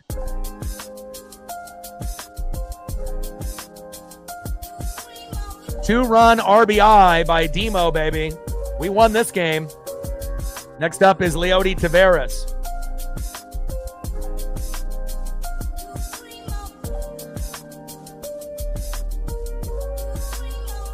Shows you how important bullpen pitching is. They've gone through 1, 2, 3, 4, 5, now 6 guys. Now they're bringing in Matsui, but that ain't going to help them. This team is for real. And you got to think, you know, the Padres were 16-5, right? 16-5 at home, 27-16 record, obviously, here today. You know, and it just makes you kind of wonder, when we won 9 consecutive series, how the fuck did we get swept by the Blue Jays? We got too comfortable at home, you know, and the bullpen wasn't good and we weren't hitting. Instead of getting 6 runs a game, you know, like we did for a month, we were getting 1 to 3. And you don't really win a lot of baseball games, you know, in 2025 with 1 to 3 runs. And then we only won 1 game out of 3 against the Yankees, and we should have won fucking game number 3, right? If we didn't give up 2 home runs late from Gabe Spire, right? And then a late homer, you know, by Goldschmidt and Aaron Judge, and we let that one slip through our fingers, but not this series and not today. Matsui coming in, top of the 9th, 4-1 Mariners, baby. Let's go. Runners at first and second with 1 out, and we might be able to get to 5 or 6 before this one is over, baby.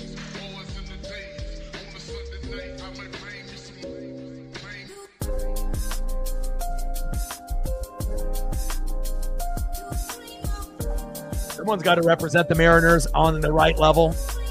Let's go, baby. Top of the 9th. Runners at first and second. First pitch to Leody Taveras from Matsui. Splitter inside at the knees. 1-0 count. Mariner Moose, you're undefeated, baby. Let's go, Leody. Bring that electricity. Let's see if we can add on a little more. Maybe try to get 1 more run. Try to get to 5. Like, sub, donate, comment, share. We're 7 likes away from the goal. If you're in the room and haven't smashed that like button yet, please do. There's at least 30 people that haven't done it. So we should be able to get 7 out of 30 people before the game ends. 1-0 pitch. Fouls off a splitter, low and away. 1 ball and 1 strike from Matsui to Taveras. Let's go, Leote.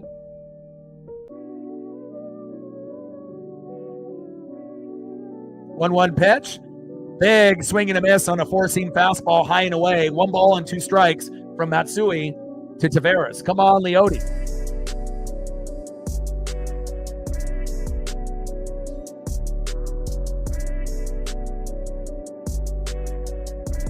I just wish we didn't shit the bed against the Blue Jays at home. You know, if we would have won 1 out of 3, maybe we would have won more than 1 out of 3 against the Yankees. But, you know, again, it's hard to be consistent and have, 6 runs a game for longer than a month. And just the simple fact that we won 9 consecutive series, and that's the most that we've won since 2001 when we won 116 games and we won 15 consecutive series, which is wild to think. And again, that's how you end up getting, well above 100 wins, almost to 120. Now, we didn't make the World Series that year, but again, this is the best team that we've had since that team. It's been 24 years since we've been this good. Pitch fouled off. 2 balls and 2 strikes with runners at first and second. Matsui on the mound in relief. Taveras in the box.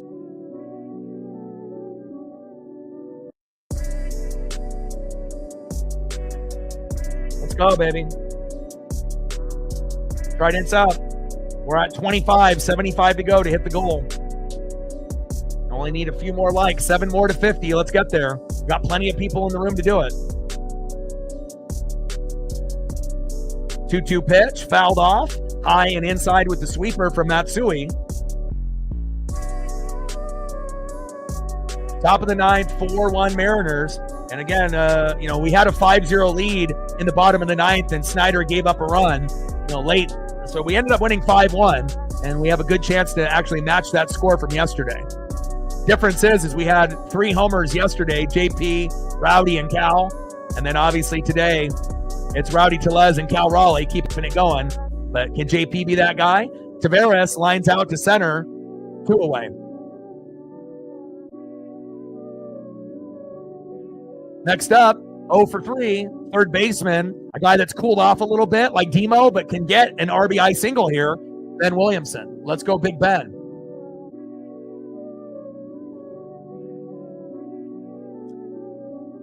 Yeah, well, JP normally is money for hits and RBIs. I mean, at one point, he ended up having almost 20 straight games with a hit. But Williamson grounds out to first, and you're not going to be able to get to JP. Sorry, bud. All right, let's go to the bottom of the 9th inning. But JP will get back, onto a nice little streak starting tomorrow for sure. Next up for the Padres here in the bottom of the 9th. Let's see who's up next for them. Next up for the Padres, 0 for 3 with a K, second baseman, the Chrome Zone, Jake Cronenworth. Batting second, 0 for 3 with a K, catcher Elias Diaz. And batting third, 1 for 3 with a K, left fielder Jason Hayward. Let's go, Mariners.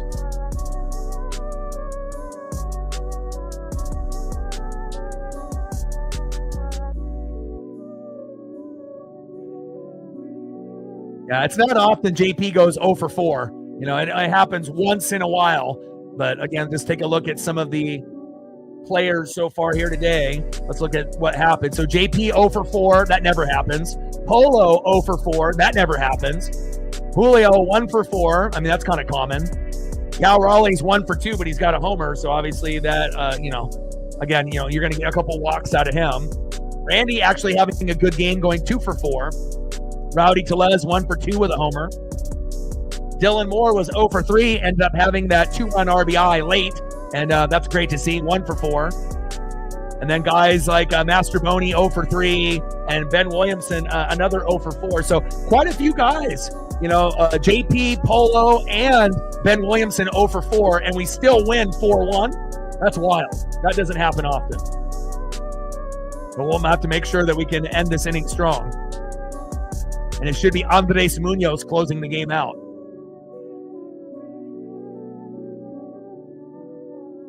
Let's go, baby.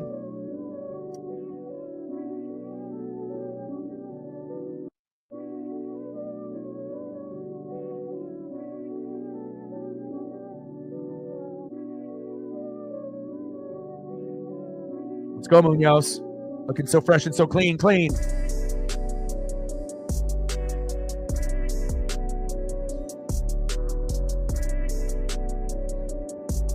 First pitch to Munoz to Cronenworth. Takes a strike looking in the zone. Four-seam fastball, 98 miles an hour. 0-1 count. Let's go, Mariners.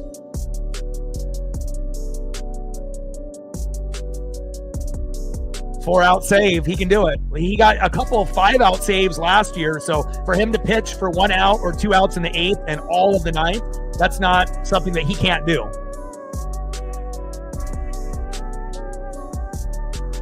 I knew wearing my Julio jersey today would be good luck. Let's go. Pitch fouled off on the four-seam fastball, high and inside. Behind in the count now 0-2 for Cronenworth. Bottom of the 9th, 4-1 Mariner lead. Let's go, Munoz.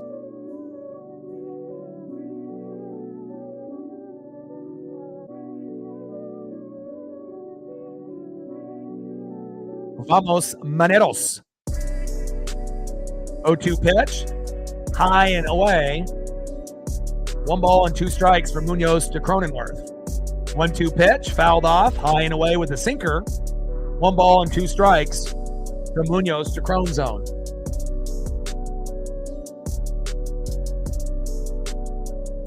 They've only lost 1 series all year. They're about to lose their 2nd series of the year right here to the Mariners.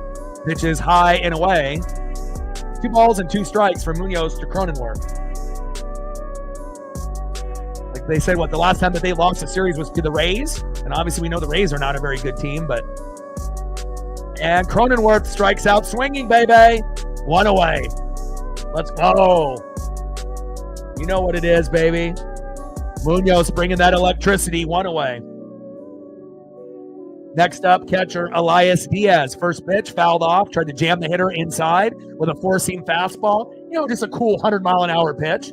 0-1 count. Let's go, Munoz.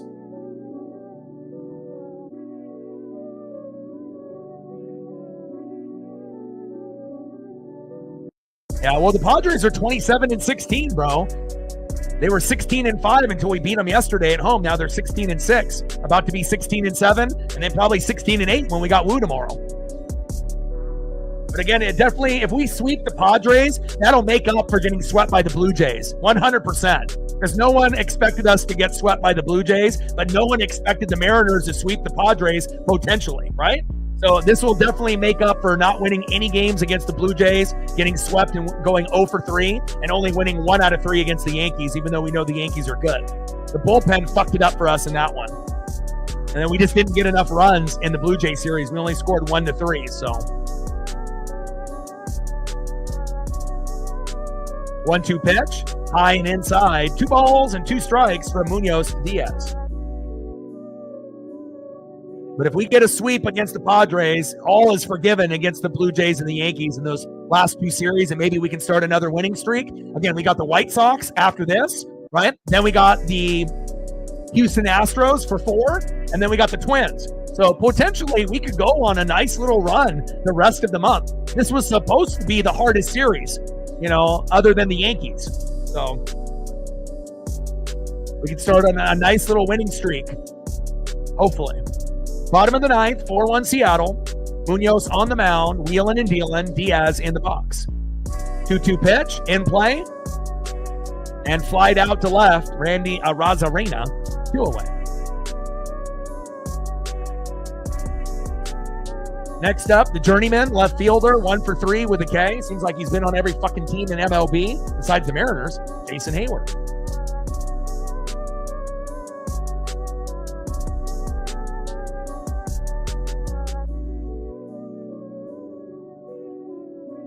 Yeah, Padres got to stay in the division they're in because they have the best rivalry with the Dodgers. That's the best rivalry in baseball. Padres, Dodgers, they punch each other in the mouth. And it's not just the players, it's the fans. And then the Giants are great this year, too. Diamondbacks a couple games above 500, and then the Rockies are trash. They're the worst team in baseball. But it's nice to have the Padres and Dodgers in the same division. We don't need them in the American League. Pitches high and away. 2-0 count from Munoz to Hayward. 2-0 pitch. Takes a strike looking with a four-seam fastball, 98 miles an hour right down the pipe. 2 balls and 1 strike from Munoz to Hayward. Yeah, Padres are National League too, so just because they're on the West Coast in California, it's like a lot of those teams are National League. Bottom of the ninth, 4-1 Mariners. Munoz on the mound, Hayward in the box, and we just need one more out, and we're going to end up winning the series and the Vetter Cup. This is supposed to be like a rivalry weekend, but there is no rivalry with the Padres. And there it is, baby. Hayward grounds out to the catcher, throw to first, and that is it. Final score, Seattle Mariners 4, Padres 1, and we win the fucking series. And we got Brian Wu on the mound tomorrow, and we're going to be trying to go for the fucking sweep. Nice job, Munoz.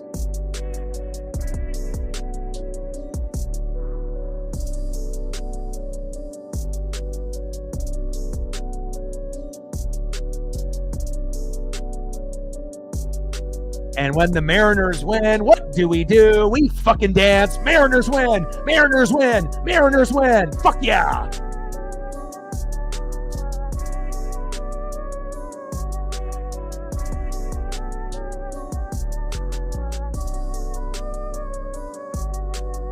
That's what I'm talking about, baby. Great win. And this wouldn't have been possible if we didn't have this guy today. 100%. This is the reason why we won today.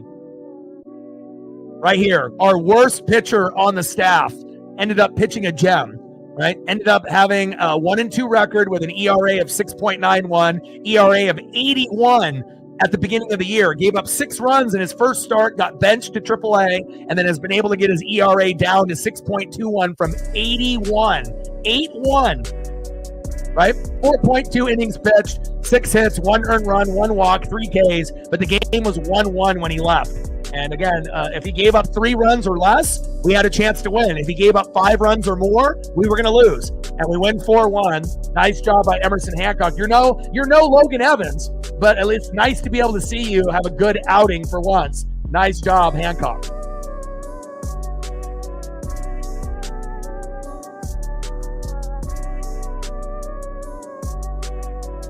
And you know what it is tomorrow. Uh-oh, Padre fans. The best pitcher on the Seattle Mariners is going to be an all-star next year. No. This year, Brian fucking Wu. Let's go. And I'll be live tomorrow at 1 o'clock Pacific for the rubber match when we try to get the brooms like Harry Potter and go for the sweep, baby. $10 holla. Appreciate you. Anything you want to see photo-wise? Stacks on stacks. Racks on racks with a little Cactus Jack. Bang, bang. And again, great win, especially when JP goes 0 for 4, Polo goes 0 for 4, Williamson goes 0 for 4, and we still win 4-1. Nice job, Julio. Nice job, Cal. Nice job, Randy. Nice job, Rowdy. Nice job, Demo. And especially, good job, not just to the Mariner Moose, Emerson Hancock. Munoz shut it down there at the end, but if Hancock didn't pitch well, we had no chance today. Awesome team victory here today.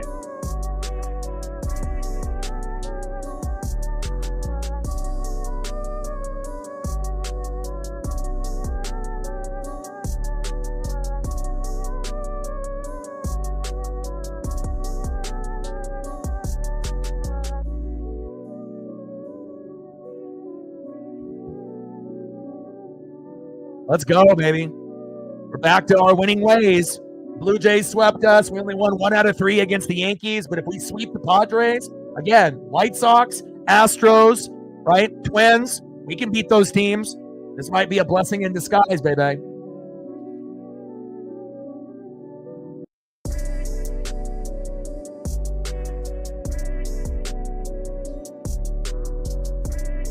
And you got to think, Pivetta was 5-2.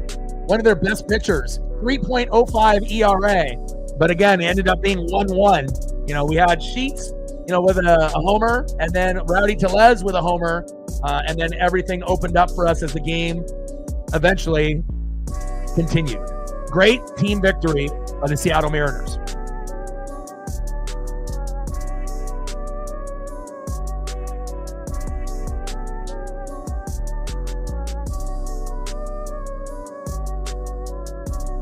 Anything you want to be able to see photo-wise?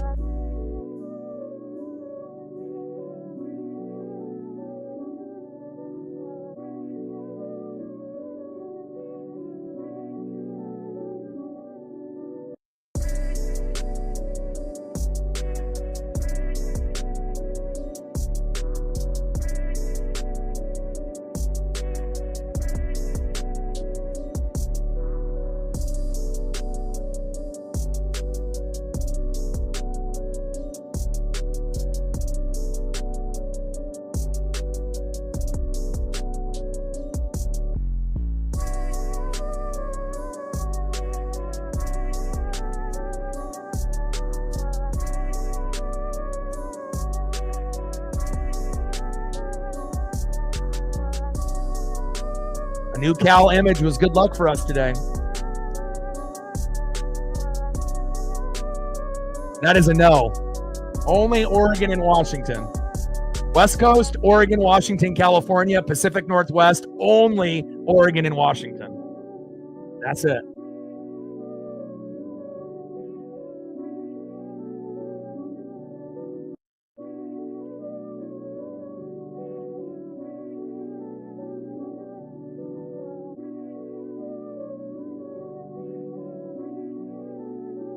Great to see us rebound after getting swept by the Blue Jays at home, which should have never happened. But, you know, the cool-off period was going to happen at some point, especially when you get 6 runs average every game for about a month and a half. And then it all came crashing down against the Blue Jays at home. And sometimes I think you get a little bit too comfortable at home. Everyone cheering you on, and you start feeling yourself a little bit, and then obviously if the bats don't come alive, which they didn't in that Toronto series, it carried over in that Yankee series, and we only won 1 out of 3, where we should have won 2 out of 3. But it shows you got to score 4 runs, 7 to 10 hits to have a chance. And even though we struggled against the Blue Jays, only getting 1 to 3 runs, same thing really against the Yankees. We got to 4 today, we got to 5 yesterday, and that was enough.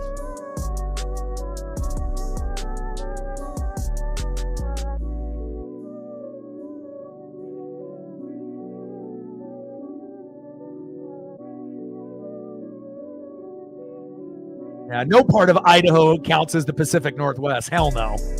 Idaho, Montana, any of those bordering, no. No.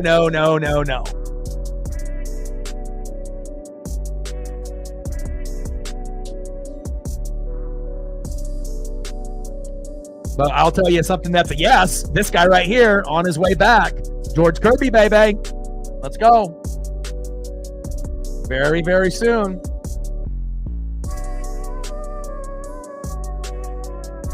Google schmoogle. Idaho is not part of the Pacific Northwest. All right, well, I got to go take my pup on a victory walk and eat some dinner. We're going to be live tomorrow at 1 o'clock Pacific for the rubber match, where we try to get the brooms like Harry Potter and sweep these Padres. Brian Wu on the bump tomorrow. Can't wait to be able to see what we get there. Shout out to all the people that liked, subbed, donated, commented, and shared. Odin, Captain, Reflect, appreciate you. And I got one question for you. Who talk sports like us? Your boy Ryan, Northwest Sports Fanatics. Enjoyed this victory, Mariner fans, and I am out. Dang. Tridents up. Go Mariners.